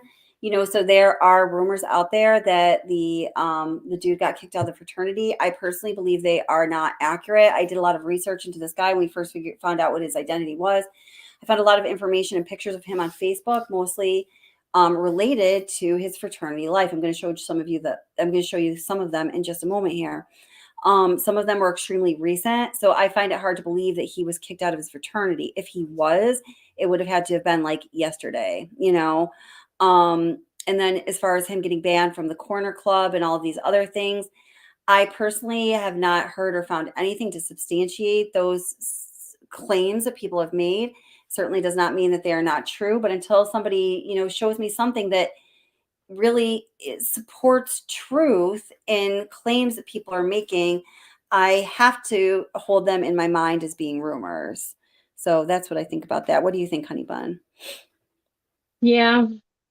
Yeah. I mean, if you can't prove it, and you don't got facts or whatever, I mean, we have tons of speculation. Yeah. Yeah. Yes, definitely. Aw, but speculation don't bring a crime conviction or conviction.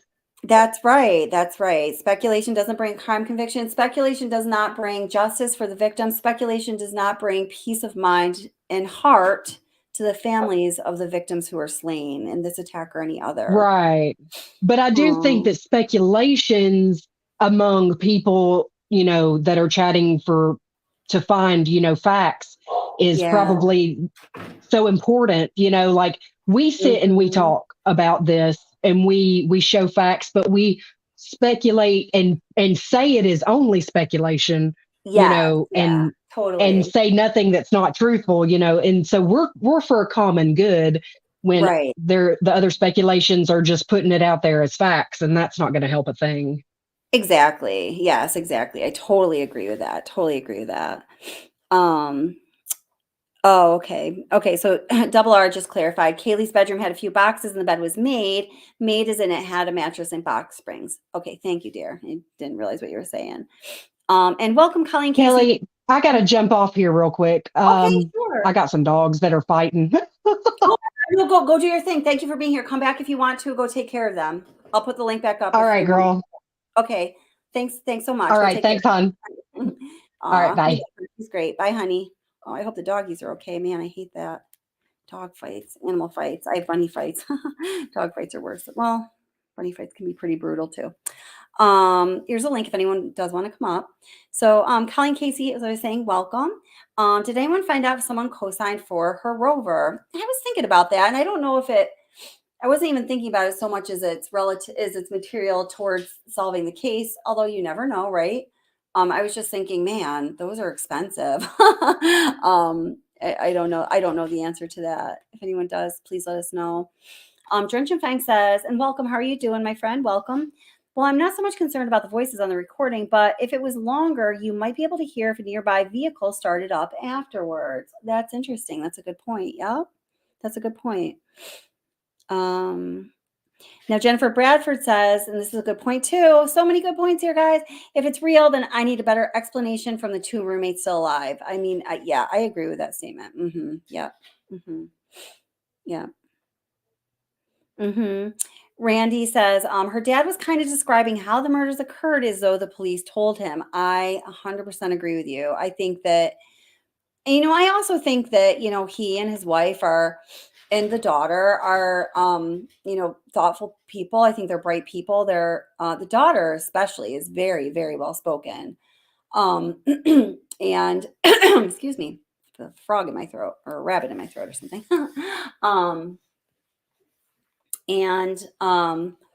I think that he is privy to a certain amount of information that is not saying it is, necessarily so much more than what's out there publicly, but I think it's maybe it goes a little more in depth or it's more smoothed over or robust or whatever it may be.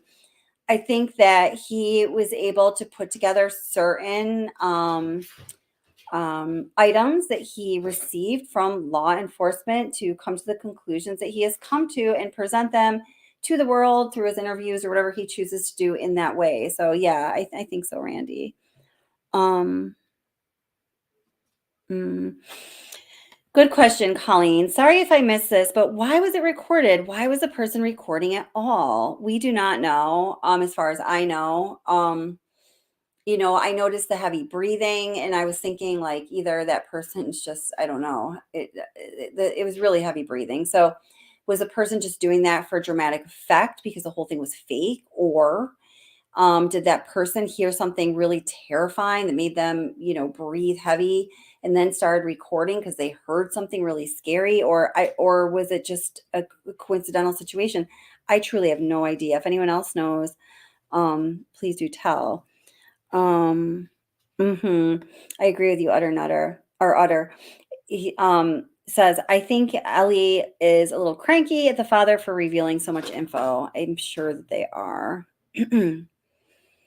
Downtown Wonder says answers have to be in the DNA from defensive wound, fingernails, etc. Yeah, I think so. I hope that they are able to extract that.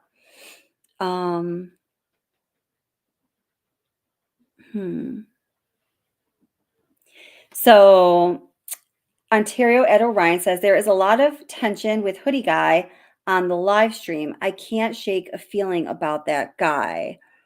Yeah, so let's take a look at Hoodie Guy. Hi,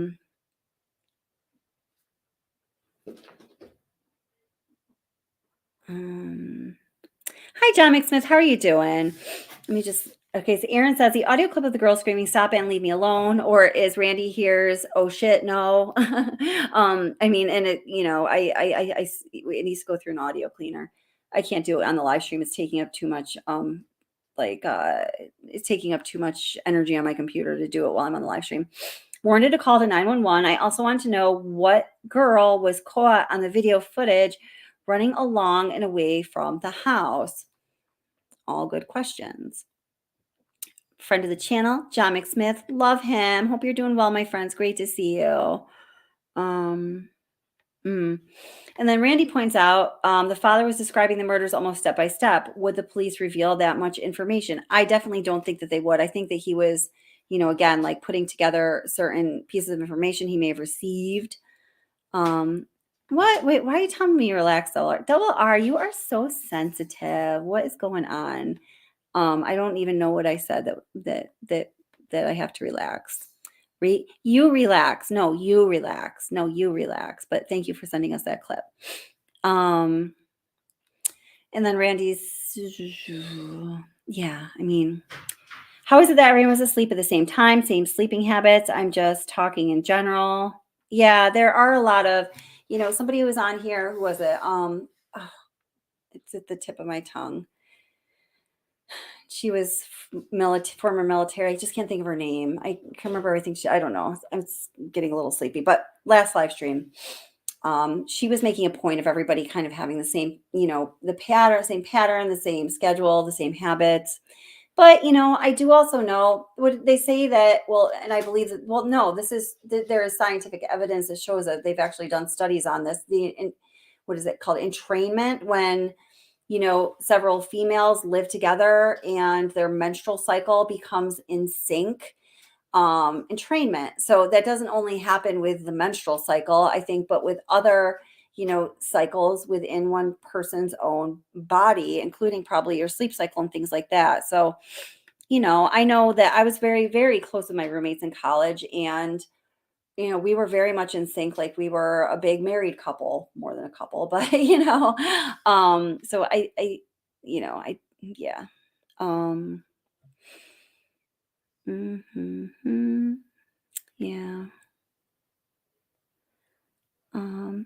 Thank you, FN. Says, I very much appreciate everyone here, and especially for the time and energy Kelly puts into each stream. Thank you so much. Hey, I really appreciate that. It helps with my anxiety and loneliness. Aw, you're all important and loved. Thank you so much, FN. And you are important and loved too. That was a real thank you. That really warmed my heart. Thank you. And we really appreciate you being here, is Utters saying. Aw, thank you so much. Yes. And lots of people are echoing that sentiment. FN. Let's see. All right.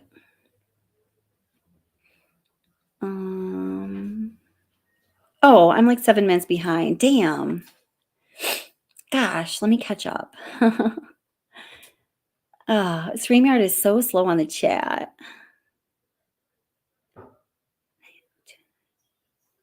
What?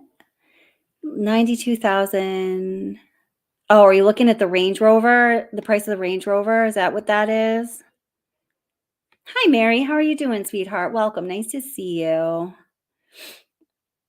Aaron says, I can't help but feel, but the window was not used to get in. I think it was a setup to look that way. So it would look like someone didn't know them. Someone who knows they didn't usually lock their doors. Maybe, yeah. Yeah, and maybe the recorder has breathing issues. Maybe. Kitty Witty. I love Kitty Witty.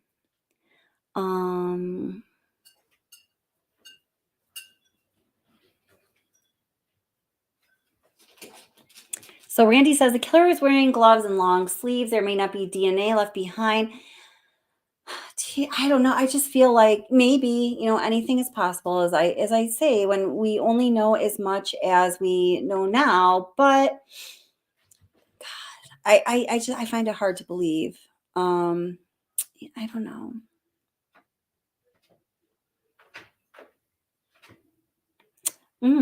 Colleen Casey says food truck video has it. Hoodie guy. Jack S was about 6 feet from her. He was always close to her, casually moved when she did. Okay, let's go to talk about Jack S. Jack S comes from a wealthy family. Yes, this is true. So let me just play a little bit of, this is a very unrefined. Hi, Anaphylaxis, honey. How are you doing? I was just thinking about you today. It's great to see you, sweetheart. So this is a bit of an unrefined video that I started, putting, it was one of the videos I started putting together and I didn't finish. It's just images. It's not like the transitions and sizing and stuff is not smoothed over. So please forgive that. I'm sure you will. But let's just take a look. It's a short little video just with basically pictures of the two Jacks. And then we'll talk about what's in those pictures, okay?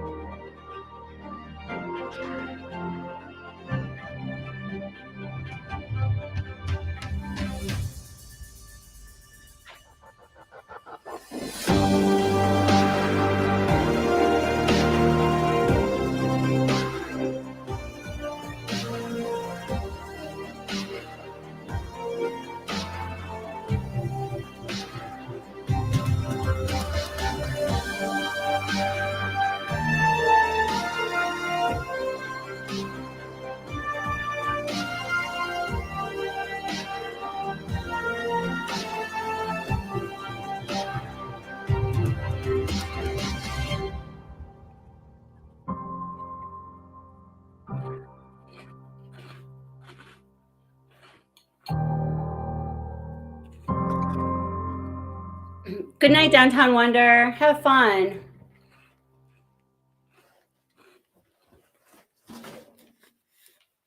All right, so in this video here, whoops. Let's see. Soundtrack off. So a couple things we see here is, you guys might very well know this. So here, these are several pictures of Jack S, whose family, yes, is wealthy. His parents are doctors. Let's see. That was from 2019. Okay. These are mostly pictures of him with his fraternity brothers. He works at Flatbread Neapolitan, couldn't get that word out, Pizzeria, which is, yes, close to Mad Greek where Maddie worked, but everything's close in, oh, this one's in Boise. Hold it. There's two locations. I just noticed that. So maybe it's not. Sorry. Strike that from the record. More pictures of him with his fraternity brothers and Tau Delta. Now, this is Maddie commenting on one of his pictures. It says 18 dogs. And she's referring to the pledge class of that fraternity this past school year. So he just pledged in this past school year, this past or I'm sorry. Well, yes, this past school year, this past rush. Rush happens in January at most universities. I'm sure it's probably the same here. And then we see further connection between Jack S. and the roommates. Jake Schreiger, Maddie's boyfriend, follows Jack S. Also, Jake is connected to the fraternity. He's like the pledge master, or I think it says here somewhere.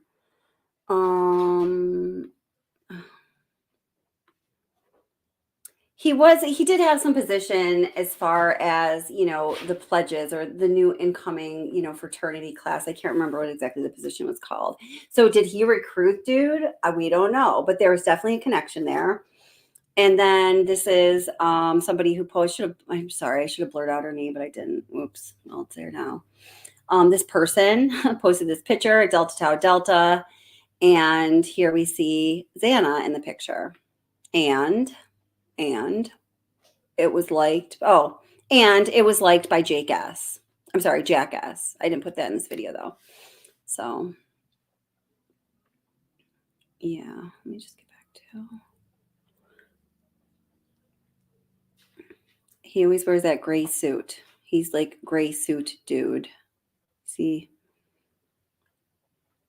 Gray suit dude.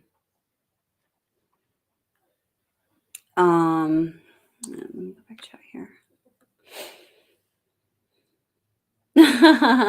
Jackass, either one.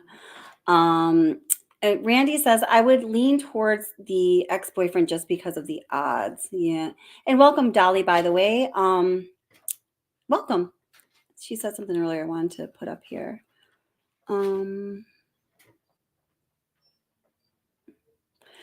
Yeah. Ellie is all over that white Hyundai. Hell yeah. That's the car of the moment in this case. Yes, it is. It really makes you wonder what is of significance with that white Hyundai? I mean, they're really going at that car, right? Yeah. And thank you so much, Gregory. Yeah, please do remember to hit like. That's all I ask. Just helps out the channel, helps to get the video out there. And I really appreciate it. Thank you, Gregory. You're awesome. Yeah, I mean, what do you guys think is in that white Hyundai? Randy says, I watched 3 different shows where 3 different FBI profilers thought the dad was making odd statements. So, can you tell us a little more about that, Randy? What do you mean by that? And what did they mean by that? And if anybody else does want to come up on panel and say anything, I'm going to put the link up. Probably wrap up in about, I don't know, by like 11:30. So that's 20 minutes here. Because I'm tired. I'm really tired, guys. I need weekend sleep. But I'm so happy to be here with y'all. Okay, so wait, going back to this video. So some people are, have mentioned,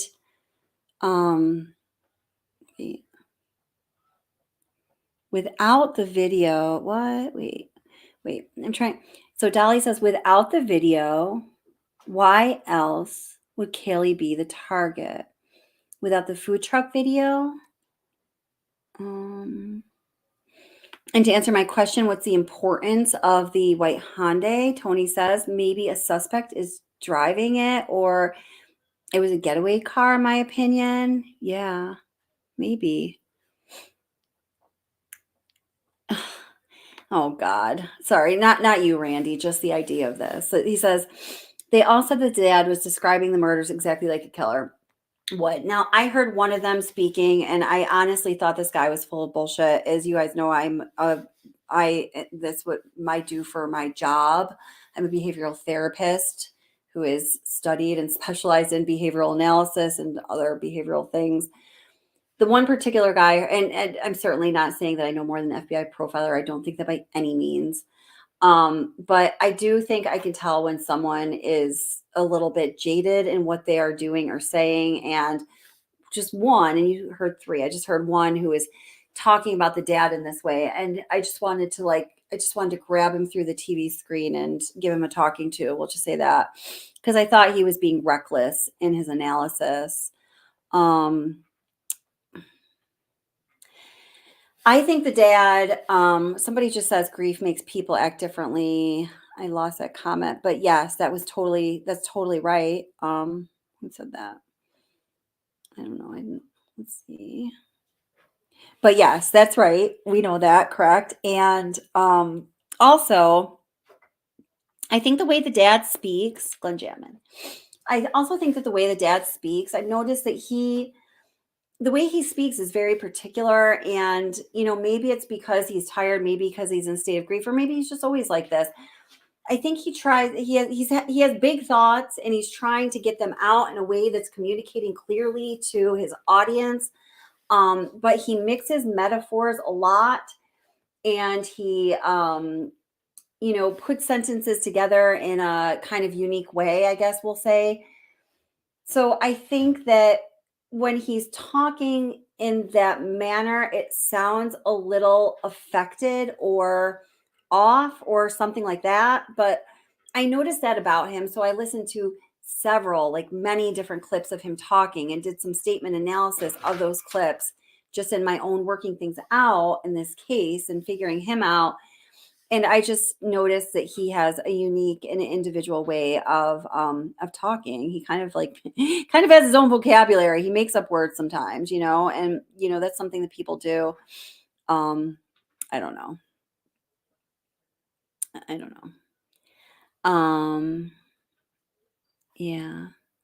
Yeah, that's true. So Utter Nutter saying, I heard that the dog had been skinned a couple of weeks earlier. That was absolutely true.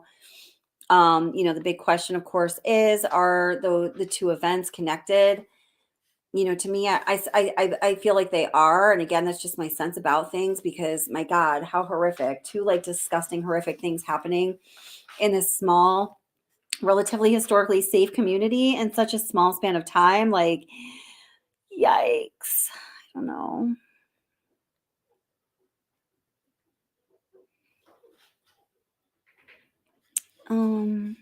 Wait. So Colleen says, missed why, but was it the car way back in the food truck video and seen near the house? Someone was trying to point it out in the food truck video. I'm not sure. I honestly, does anyone know the answer to that? I hadn't looked into the food truck video related to the car deeply enough to know that. But if anyone else knows that, give Colleen Casey an answer. Let's see.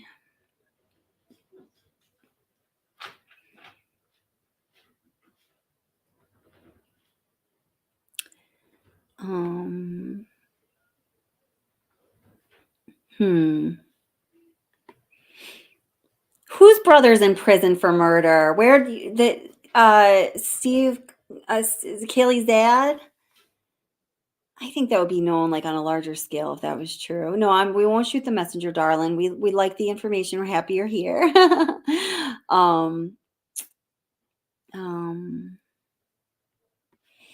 So he's saying, I think in regards to what you're just talking about the profilers, I thought the same, but then I heard it from a totally different profiler in a different show. I don't think a dad would kill his own daughter. No, I don't either. Not him. I mean, he's just clearly, I know. I don't know. We'll have to, I don't know. See, we hear a lot of things, right? People are so reckless with the information they put. I'm not saying you, Randy. I'm saying some of these other, I don't know.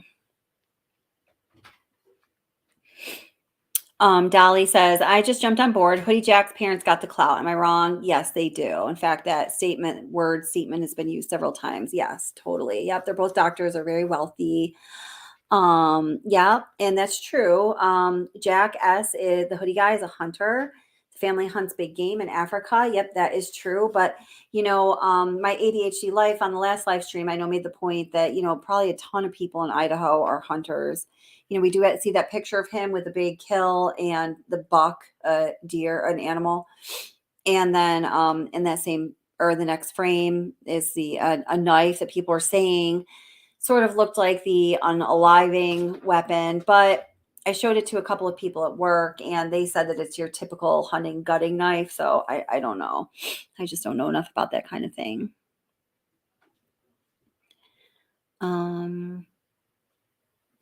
Yeah. Oh no. Yeah. Let's not victim shame. No.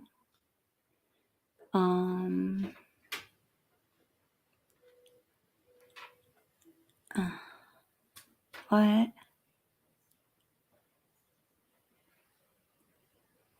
Oh, okay. Wait. Glenn Jamin says the police said today the car in the body cam was an undercover vehicle. So are you okay? So you're saying that white car that can be seen in the body cam footage is an undercover vehicle, right? Is that what you're saying? That's interesting. Yeah. That's good to know either way. Okay, Aaron on the side of caution says, I hunt, and that's what you'd use along with a smaller knife. Thank you very much. There you go. Yeah, everyone hunts in Idaho. Yeah. Hi, the Rockways. How are you doing? The car looks like a white Dodge Charger, right? I think you're talking about the one that people are now, or the authority said is the undercover car.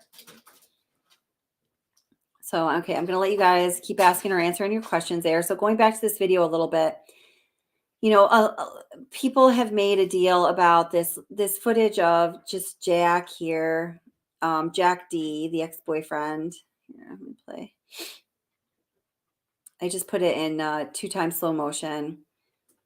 When, you know, he's hugging the mom and the way he's looking at the dad, I don't know. I mean, these are just such little bits of things to make a big deal about. But you know what I do notice in that video is, and I don't know what to think of this, guys. I'm just going to put it out there to you. Oh, beautiful Kiely. What do you think about this? I want to get a picture with better resolution here. There we go. And I'm not saying it's anything nefarious or anything even like, I just don't know what to think about this. So I'm asking you. The mom, Kaylee's mom and her ex-boyfriend, Jack, what's up with that? She rigorously defends him, which, you know, I can understand to a degree, but she rigorously defends him.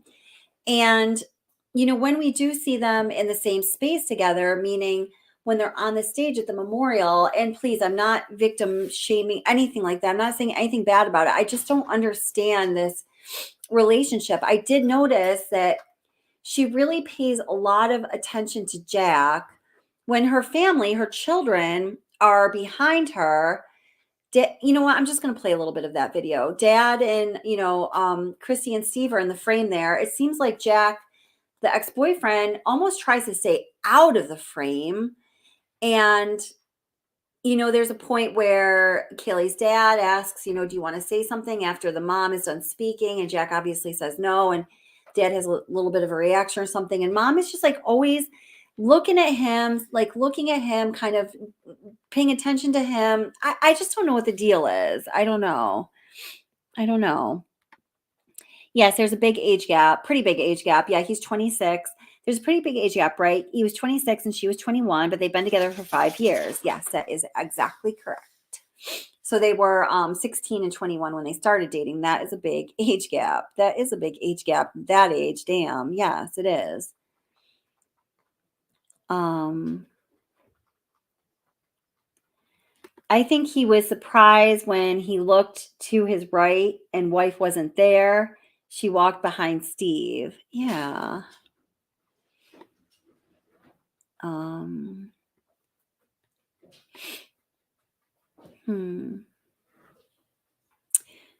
don't know. Well, here. Let me just grab that video.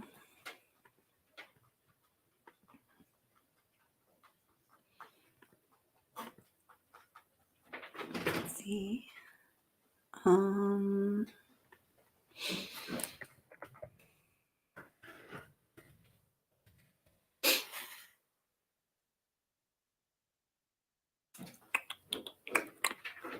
Just got to find the video.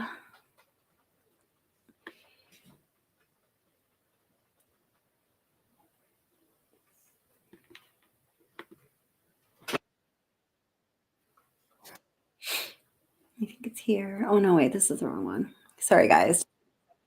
No, you know, I'm a good multitasker. No, I'm not. I just have to focus for a second here.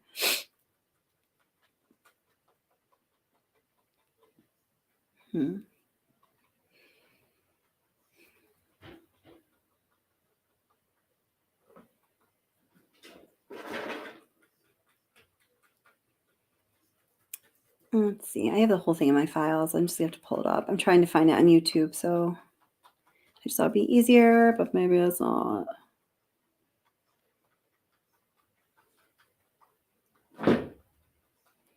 Nope, it's not. Okay. I can't find it. All right, I'm going to see if I can play it in my video editor because I already have that up.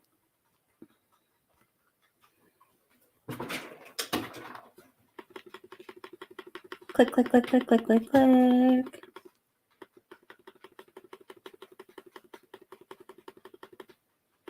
Sorry for all the clicks. Okay, here it is. All right. Okay. Oh, no, wait. That's not Jesus. Or do you want to watch, would you rather watch that bit from the memorial service and that would be showing Jack D? Or would you rather take a look at some of the food truck video?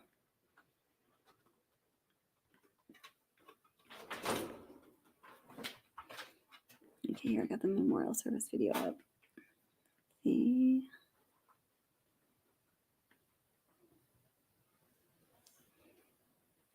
Almost there. Okay. All right, here, I'm back. Sorry about that. StreamYard. Okay, there we go. A Jack D footage. Okay, cool. I'm going with that, Esther. I'm going with that. Oh, I know. I know. Don't let peeps make monies off of screen. I know. I know. I just, yeah, I don't know. I don't know. Yeah, Jody is cool. Okay, thanks, guys. All right, let's take a look at that. So I'm going to share the video editor with you. Again, it's the video editor. It's rough. So I'm sure you don't really care.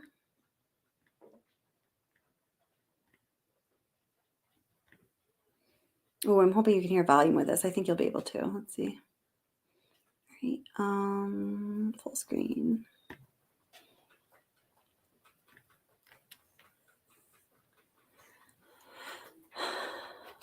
Okay. Wait, did that share with you guys? Yeah. Okay, I'm gonna have to start playing this and then stop and then come back to you just to make sure you guys have volume, okay? Let's see. Okay. All right, here they are walking out.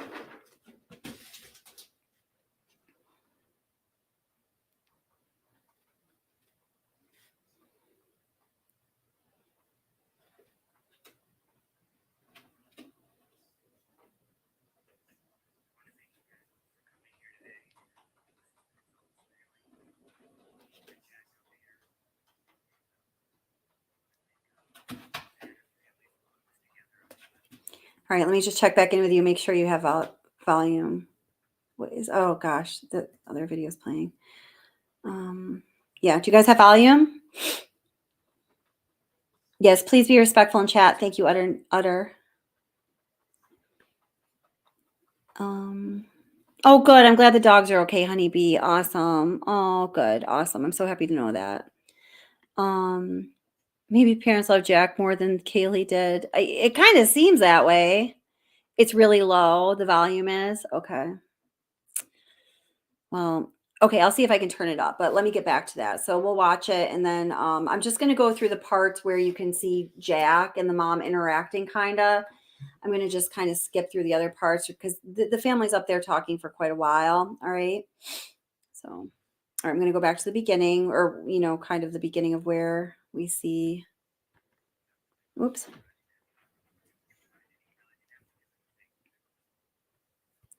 Yeah, my volume's up all the way. Sorry.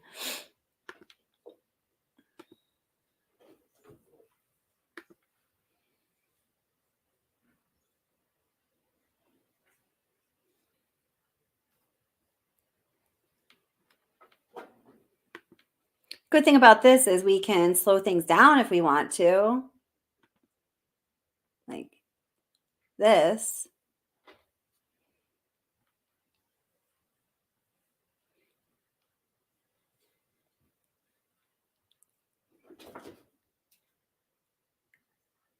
Audio.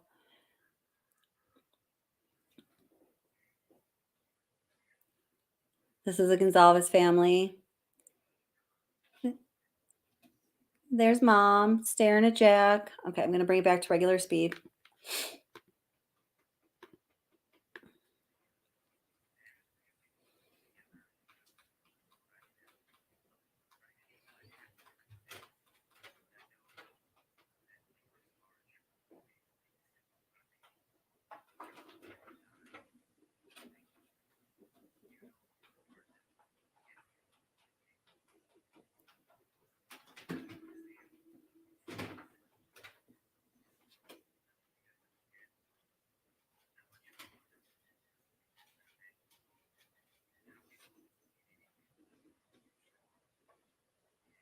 See, just at like random, this is what I mean. Again, I'm not saying anything by this, guys. I'm not. But just at random times, she's always just looking to Jack with her kids are behind her. And I just think, I don't know. I feel even weird like talking about this because I'm not saying anything nasty about the mom. I just don't get it. Like random times looking at Jack.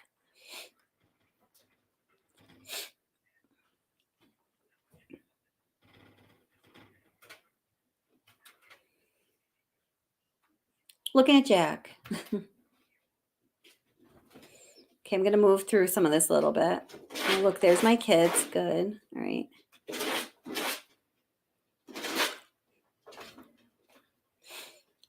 Okay, now this next part's going to be where at the end of when Christy is talking, the dad kind of asked Jack if he wants to talk, and he obviously says no. So we'll just like see what that's like.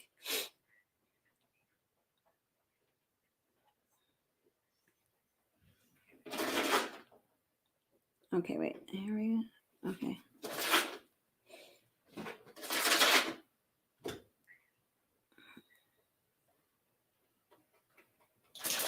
Okay, hold on. I got to go back a couple. Poor woman. Oh.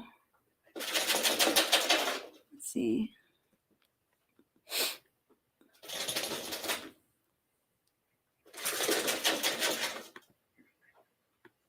It's when she's talking about her throwing the phone in the toilet. Hold it.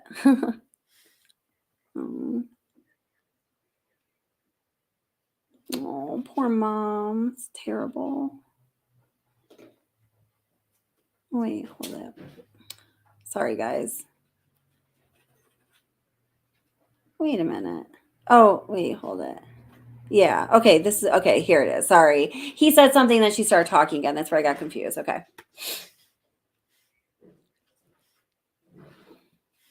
See, he's like, you want to go up? He just said, he just kind of like, you can read his lips there. He says, that's okay. All right. So I'm just going to slow that down. I feel like I'm nitpicking this here, but hey, whatever. We're looking at it now. So, oops.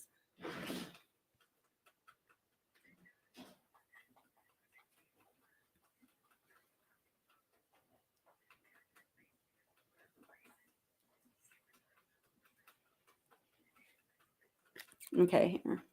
Slowing it down. That's a cute story, right?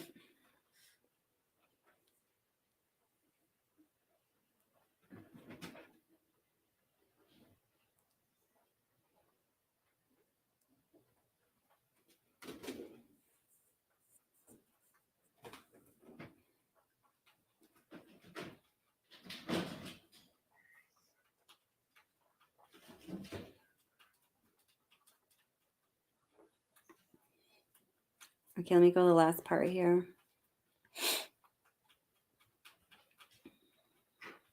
And mom goes over and hugs him or whatever.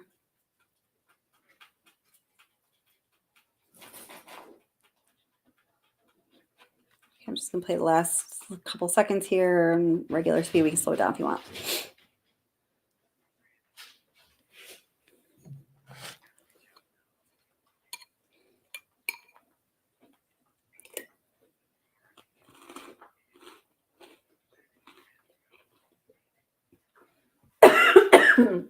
Excuse me.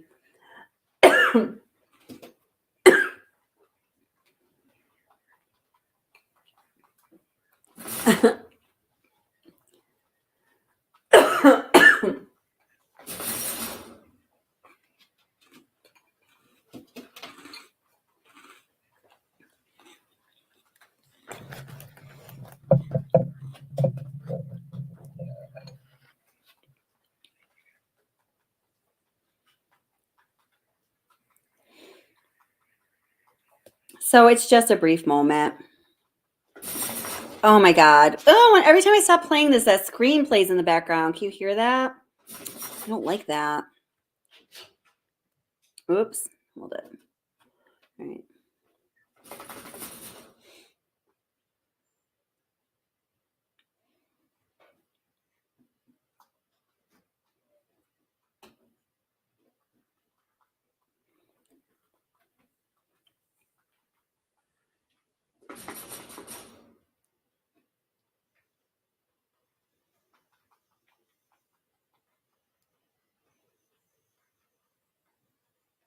What a difference from the Kiely Rodni case, huh? Look, asking for help. Imagine that.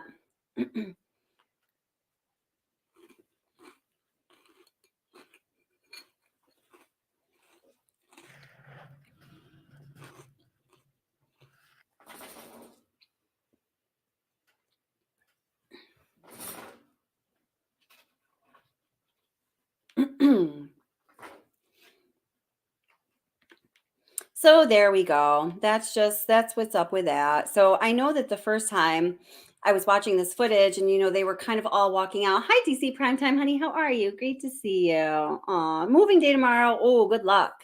Good luck. I know the first time I saw them all walking out, I was like counting the people. I'm like, okay, there's 5 siblings, and I was like, who's the extra guy? Oh my God, it looks like Jack. Yeah. Trinity says, personally, Esther says, good to see you. Congratulations on your upcoming move. I echo that same sentiment. Trinity says, personally, I think the killings were way too sadistic for someone with the personalities of either Jack.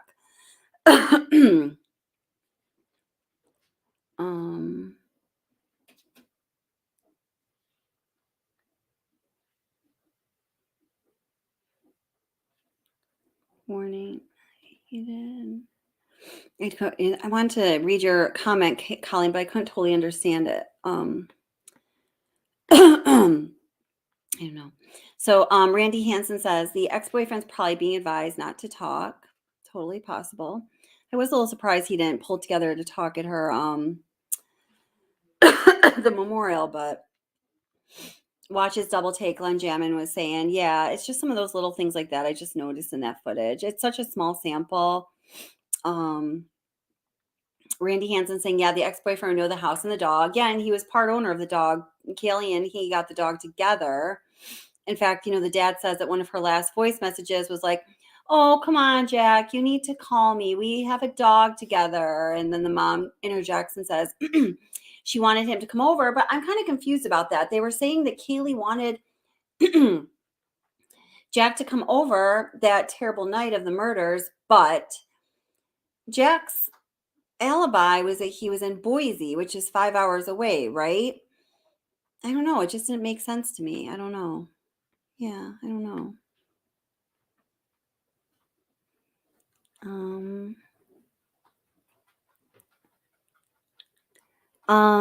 So Jack D's eulogy, I don't have the footage. I actually didn't even know that he gave a eulogy.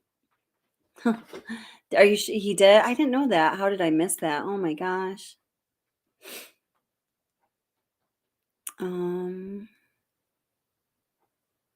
Let's see.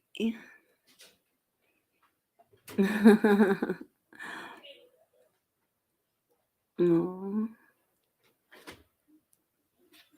Yeah, Glenn Jamin says, I haven't seen her look at her family. So these are the things that, I just I observed that I just thought was weird. And again, I truly am not saying anything. Like when we were talking about Kiely Rodni, and we were talking about her mom, I was kind of saying something. I thought that she acted a certain way, and I will say it if I think it, but I just don't. It's just confusing to me.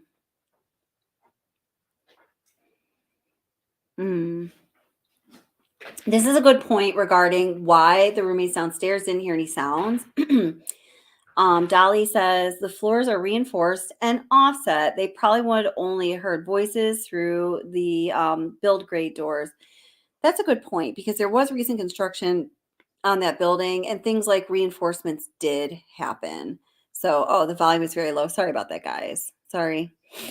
Yeah.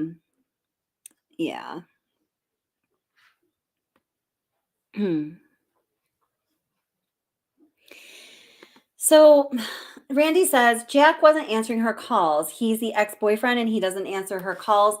So this is, something that I thought a lot about. Her and Maddie calling and texting so much that night. We really, to know more about Jack's level of suspicion in my mind, we need to know more about Jack's sleeping habits and Jack and Kiely's calling habits. Is Jack one to sleep so soundly that he's going to sleep through Kiely calling him 6 times and getting 10 text messages? I know that would wake me up. Does he have a history of Kiely, as her sister says, power calling him and he doesn't answer? Or would phone records show that, yeah, okay, well, after Kiely calls 2 or 3 times, Jack inevitably picks up the phone? Because if that was the case, and then what happened this night happened, that would be suspicious. But if the phone records show there's a history of Kiely power calling him and he doesn't ever answer, that would be a different story. What I do find suspicious is, and I'm not saying that he's the person that did this, but I find suspicious that she called and texted so many times that night, and the victims weren't found until around noon the next day. And he didn't call her by noon even, to say, hey, like, why'd you call me 20 times last night? I think that's kind of weird. Again, it doesn't prove any guilt or innocence or anything like that. I just think it's weird. Okay, then Aaron's pointing out in the photos you can see air vents, sound would travel through ducts. That's true. Yeah, but again, it was a party house. The roommates were used to there being noises, footsteps, voices at all hours of the night. I do think when you live in an environment like that, you kind of become a heavier sleeper. But if this truly did happen while most of the victims were sleeping, was there a lot of sound? I mean, I'm sure there was sound, but I don't know. Yeah, it's odd he never got back to her. Yeah. Uh-huh. What? Stripper comments? What? What?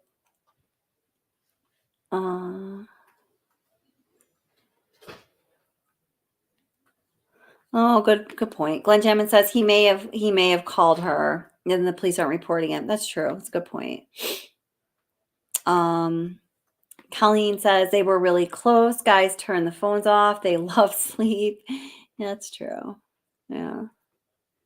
Glenn Jamin pointed out I could sleep through a bomb. Oh, God. Randy says every man I know would answer the call. Men are different than women. Ain't that the truth? So, okay, this is what Esther is talking about. So, Trini says, Steve, Kiely's dad, stripper comment is perplexing. Maybe he was throwing shade at Jack. What? You got to tell me about this. I haven't heard this one. I need to hear the stripper comment. Does anyone know about the stripper comment? Jennifer Bradford, apparently Kiely broke up with Jack. She just said she needed space. By all accounts, that's what happened. By all accounts that have been heard. Wait, what stripper comment? Where can I hear the stripper comment? I need to hear this. I haven't heard it yet. Did someone say strippers?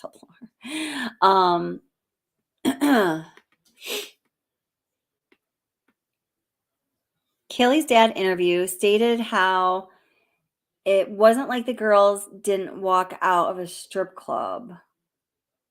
Huh. Do you know which interview it was?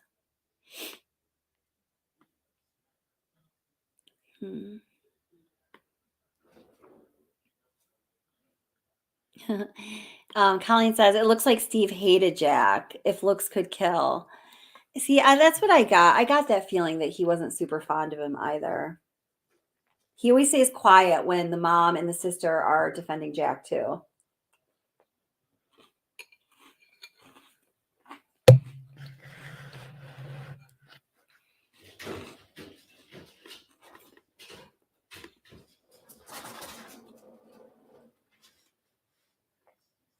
Yeah, the Rockaway says Kiely was leaving behind in Podunk, Iowa. Bye-bye. I'm sorry, Idaho. Bye-bye. Yeah, she had plans to move to Texas in December. She got a good job or internship, I think job, and she was leaving.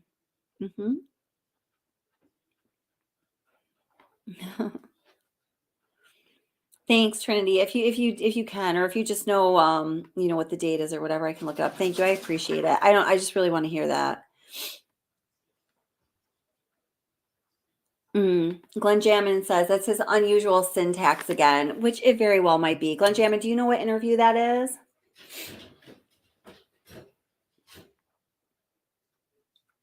Yeah, do any fathers like their daughter's boyfriend? I think you mean, right? Yeah, that's, that's true.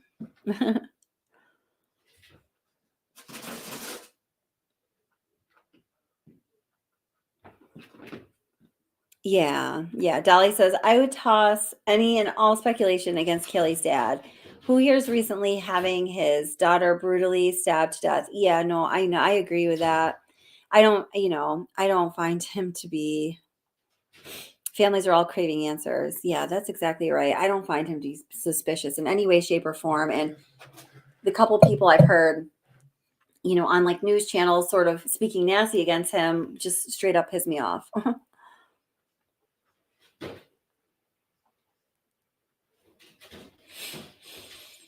Let's see. The mom, Randy says the mom.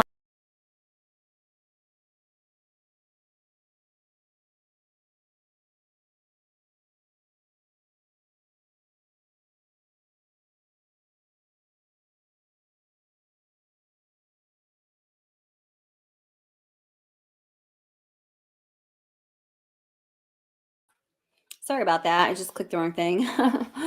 Randy says, is what I was saying there. The mom makes it sound like Jack was not upset that his girlfriend dumped him. The mom makes it sound like anything she has to say for Jack to not seem suspicious. Double R says he doesn't dislike his daughter's boyfriend. Well, that's good. I think it's good when parents can be accepting of, yeah.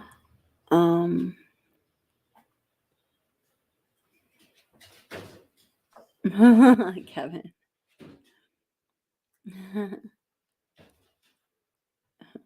Kevin says, I tried to win over my ex-girlfriend's father. Her parents ended up liking me more than she did. Sometimes that happens.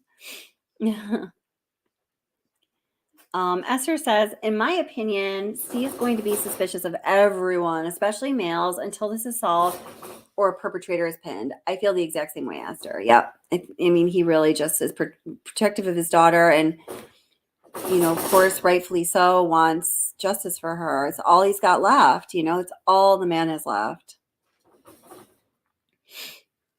Yeah, Glenn Jamin, yeah, exactly. He definitely has a particular speech pattern. Yeah.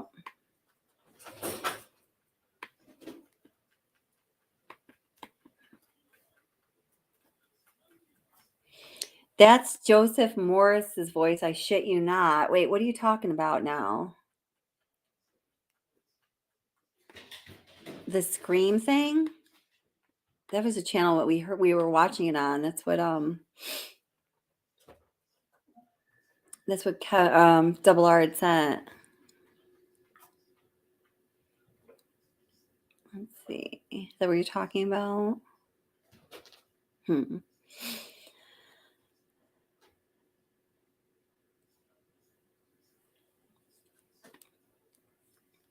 Looks like there's talk that Kiely broke up with Jack 2 weeks before. It was something like that. It wasn't very long before the murders. Yeah, that's right. But apparently it was like something, they were one of those couples where, they did that sometimes. You didn't do anything wrong, Double R. You do everything right. Oh my gosh, I'm way behind in chat here. Freaking, I just saw Jennifer Bradford coming across saying, did we lose Kelly? And that was like this freaking StreamYard, man. Randy's kind of leaning toward the ex-boyfriend.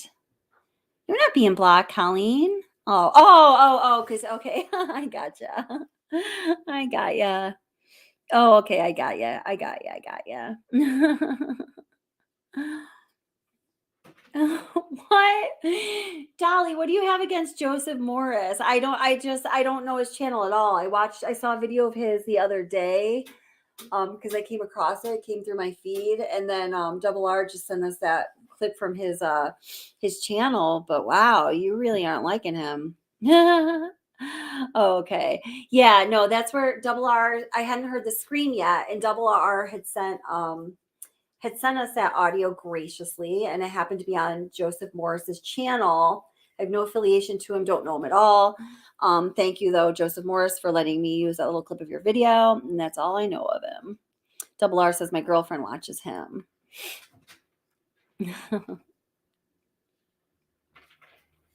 Let's see. All right, so I'm gonna have to wrap up pretty soon. I went way past my timing, so just gonna end with this. I was planning on talking about other cases this evening, but there is so much to talk about in this case. So, geez, this always happens. So much to talk about. I love chatting with you guys too. You guys have such good ideas, and you're just cool people. Thank you for being cool people.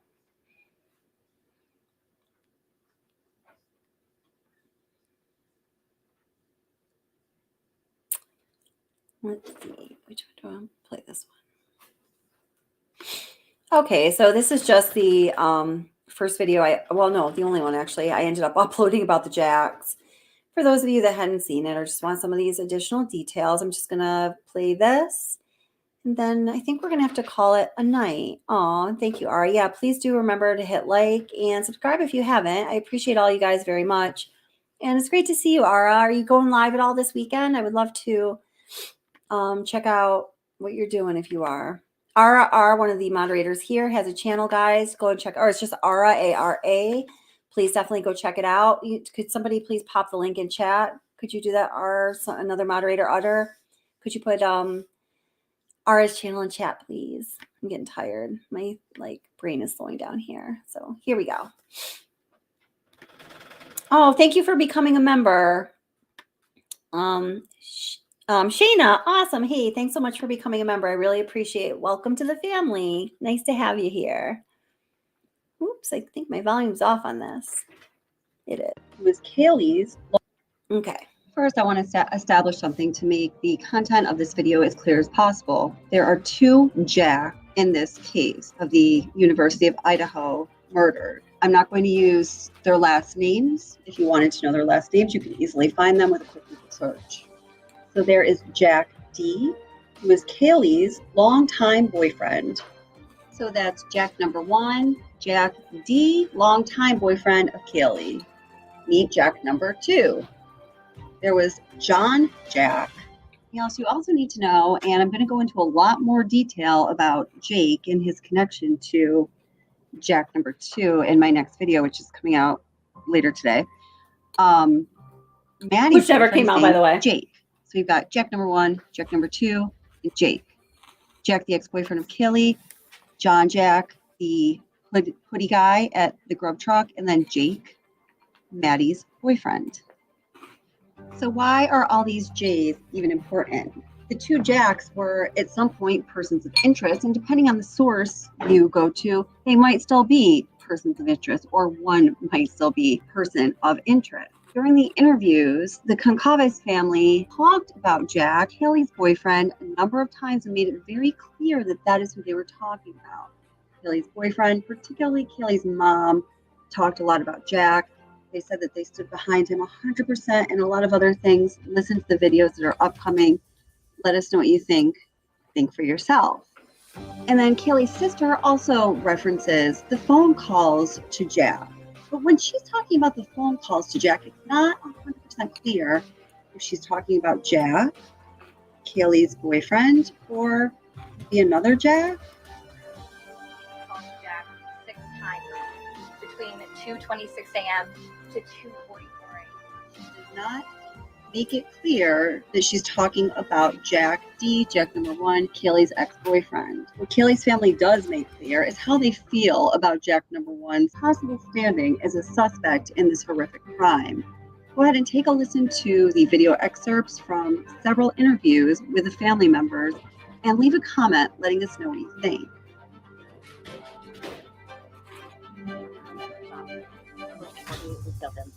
We want to do everything that we can do in our power to get justice for your daughter. We keep hearing this name, Jack, and phone calls going back and forth. Can you tell us anything about that? We love Jack. Absolutely love Jack. We stand behind Jack 1,000%. Jack was Kiely's boyfriend for many years. They just recently broke up. There was no animosity at all. It was a breakup on Kiely's point. It was not, they still talked every single day. Kiely just thought that she needed a little break. They were on the mend of getting back together. Kiely talked to Jack the whole time she was here for that week and a half. One of her messages, one of her last messages, she reached out to Jack and said, Jack, get back to me. And he didn't. She goes, we share a dog together, which they did. She's like, you need to reach out to me. So please come over. She was wanting Jack to come over. Jack is not, they're wasting their time with Jack. And Jack is just as distraught as we are. Jack is our family. Jack is 100%, 2000% our family. And Jack is with us, and we stand behind him 100%. We're supporting him, and we know in our heart and our minds and our souls, in the depths of our souls, Jack is hurting. And Kiely and Jack would have eventually been married. They would have eventually been married, and they would have eventually had children together. So to say ex-boyfriend, so do you guys see what I'm saying here? Like, the mom is so supportive of Jack, but her language is just like so over the top every time. I'm just going to play that last little few, like, I don't know, 10 seconds again. It's way over the top. Isn't it enough to say you support him 100%? No, 2000%. And again, I'm not saying anything bad about her at all. It's just strange to me. I just don't understand it. Family. And Jack is with us, and is not, they're wasting their time with Jack, and you need to reach out to me. So it's longer than 10 seconds because she goes on Jack it. to come over. Jack is not, they're wasting their time with Jack, and Jack is just as distraught as we are. Jack is our family. Jack is 100%, 2000% our family, and Jack is with us, and we stand behind him 100%. We're supporting him, and we know in our heart and our minds and our souls, in the depths of our souls, Jack is hurting. And Kiely and Jack would have eventually been married. They would have eventually been married, and they would have eventually had children together. So to say ex-boyfriend, it was Kiely just being a brat, being like, I just need a break. But Jack was in her heart, and they were close to getting back together, and that was just Kiely being Kiely. So absolutely, Jack is no. We don't think he's a suspect at all. Wow, ma'am. Can you tell? I am sure it is frustrating. Your family has been very outspoken in support of Jack. He's Kiely's ex-boyfriend, and on the Moscow police website, he is not listed, notably, as someone who has been cleared in the investigation. To your knowledge, is that significant? No, I don't personally think so, because I think that there's the entire rest of the world that's also not on that list of people who have been cleared, right? Including Maddie's boyfriend, including any associates of Xana or Ethan that might not be involved. I don't find that significant at all. And there were a number of phone calls to him that night, and you say that would have been typical behavior for Kiely, that she often would call friends, folks, for a whole bunch of things. At any time, yeah. Multiple times until I would pick up at 3 a.m. and be like, Kiely, what? Yeah. And some of the last footage of her at that food court, she's on her phone 24/7 filming the whole thing. So she lived on that phone. So yeah. It sounds like you're saying that the delays here in sharing information. They were not together, and we don't know anything of Ethan and Xana. We do know about Kiely and Maddie. And some of the time stamping afterwards, that your sister was making calls, right? She was making calls as late as almost 2 o'clock. Yes. Yeah. How do you know that? So she was on my mom's cell plan. So we pulled my cell plan. On Sunday, I was able to pull those cell records. And you could see that she was calling somebody out. Does it seem like they may have been involved, or does it seem like no, not at all? Kiely had no shame in kind of power calling, so it fits Kiely.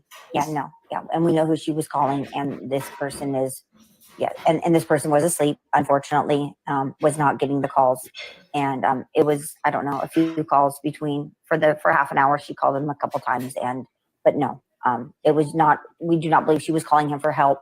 We believe that she was just calling him to come over. If Kiely was in imminent endanger her or Maddie, they would have called 911. They would not have been calling this person. Yeah. And that was So around 2. Yes. So at that time, we Started believed around 2. Yeah, we believe that the girls were just fine. So from those phone records, it looks like the girls may have been alive around 2:30. 2:30 is what the last call. No, the last call is shortly before 3 a.m. Short. Yeah, that's right. 2:50 something. 2:52 for both of them. Yeah.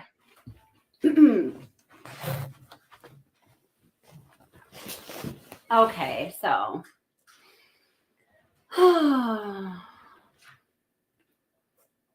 All right, my friends. So with that, I do have to sign off. It is almost midnight, but it was great having you guys in chat and discussing things with you. As always, thank you so much for being here. Subscribers, welcome new members. Thank you so much, moderators. You guys are amazing. And yes, Colleen is right. Ara's channel is great. Everyone definitely go check out Ara's channel. Mary said, Shayna, welcome to Kelly's rabbit hole. Yes, literally. We have rabbits. Lots of them, 30 of them to be exact, residents. Let's see. Oh, hey, thank you, Esther. You're such a sweetheart. Thank you. What? We need more variations in your narratives. I'm needing some 2 to 3 voice variations, please. What? You're so high maintenance, Stella R. Come on now. Oh my gosh. Randy says, perhaps mom doesn't know Jack as well as she thinks she does. Yeah.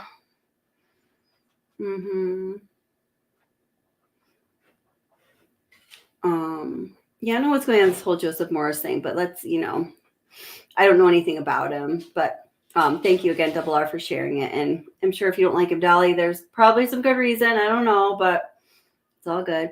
Hi, Madonna Brown. Welcome. How are you doing? Yes, really good. Really, really good point, Madonna. Thank you. She says, Lacey Peterson disappeared 20 years ago this month, December 24th, 2002. Wow. Her mother, Sharon Rocha, said the same thing about Scott. You can pull up her interview. That's right. She did. I remember that. That's right. Yep. Yeah, that's right. Oh my gosh, Lacey.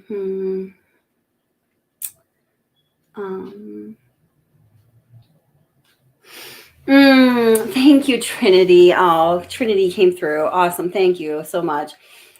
Special report, family frustrated by targeted attack, bad behavior if they came from a strip club or something at 1 minute and 30. Awesome. Thank you so much. I will definitely check it out. Thank you. I appreciate that. I will definitely check it out and we'll discuss it next time. All right. News Nation. Okay, cool. Awesome. I actually have that interview. Okay. Awesome. Thank you so much. Thank you.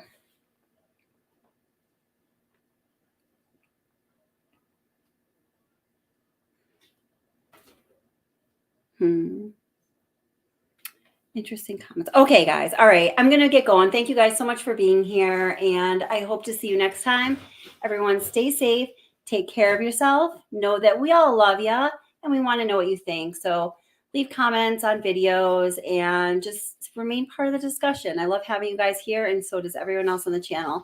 Again, thank you so much, moderators. And thank you, Colleen. I appreciate that. Thank you very much. And everyone, please take care. I hope to see you next time.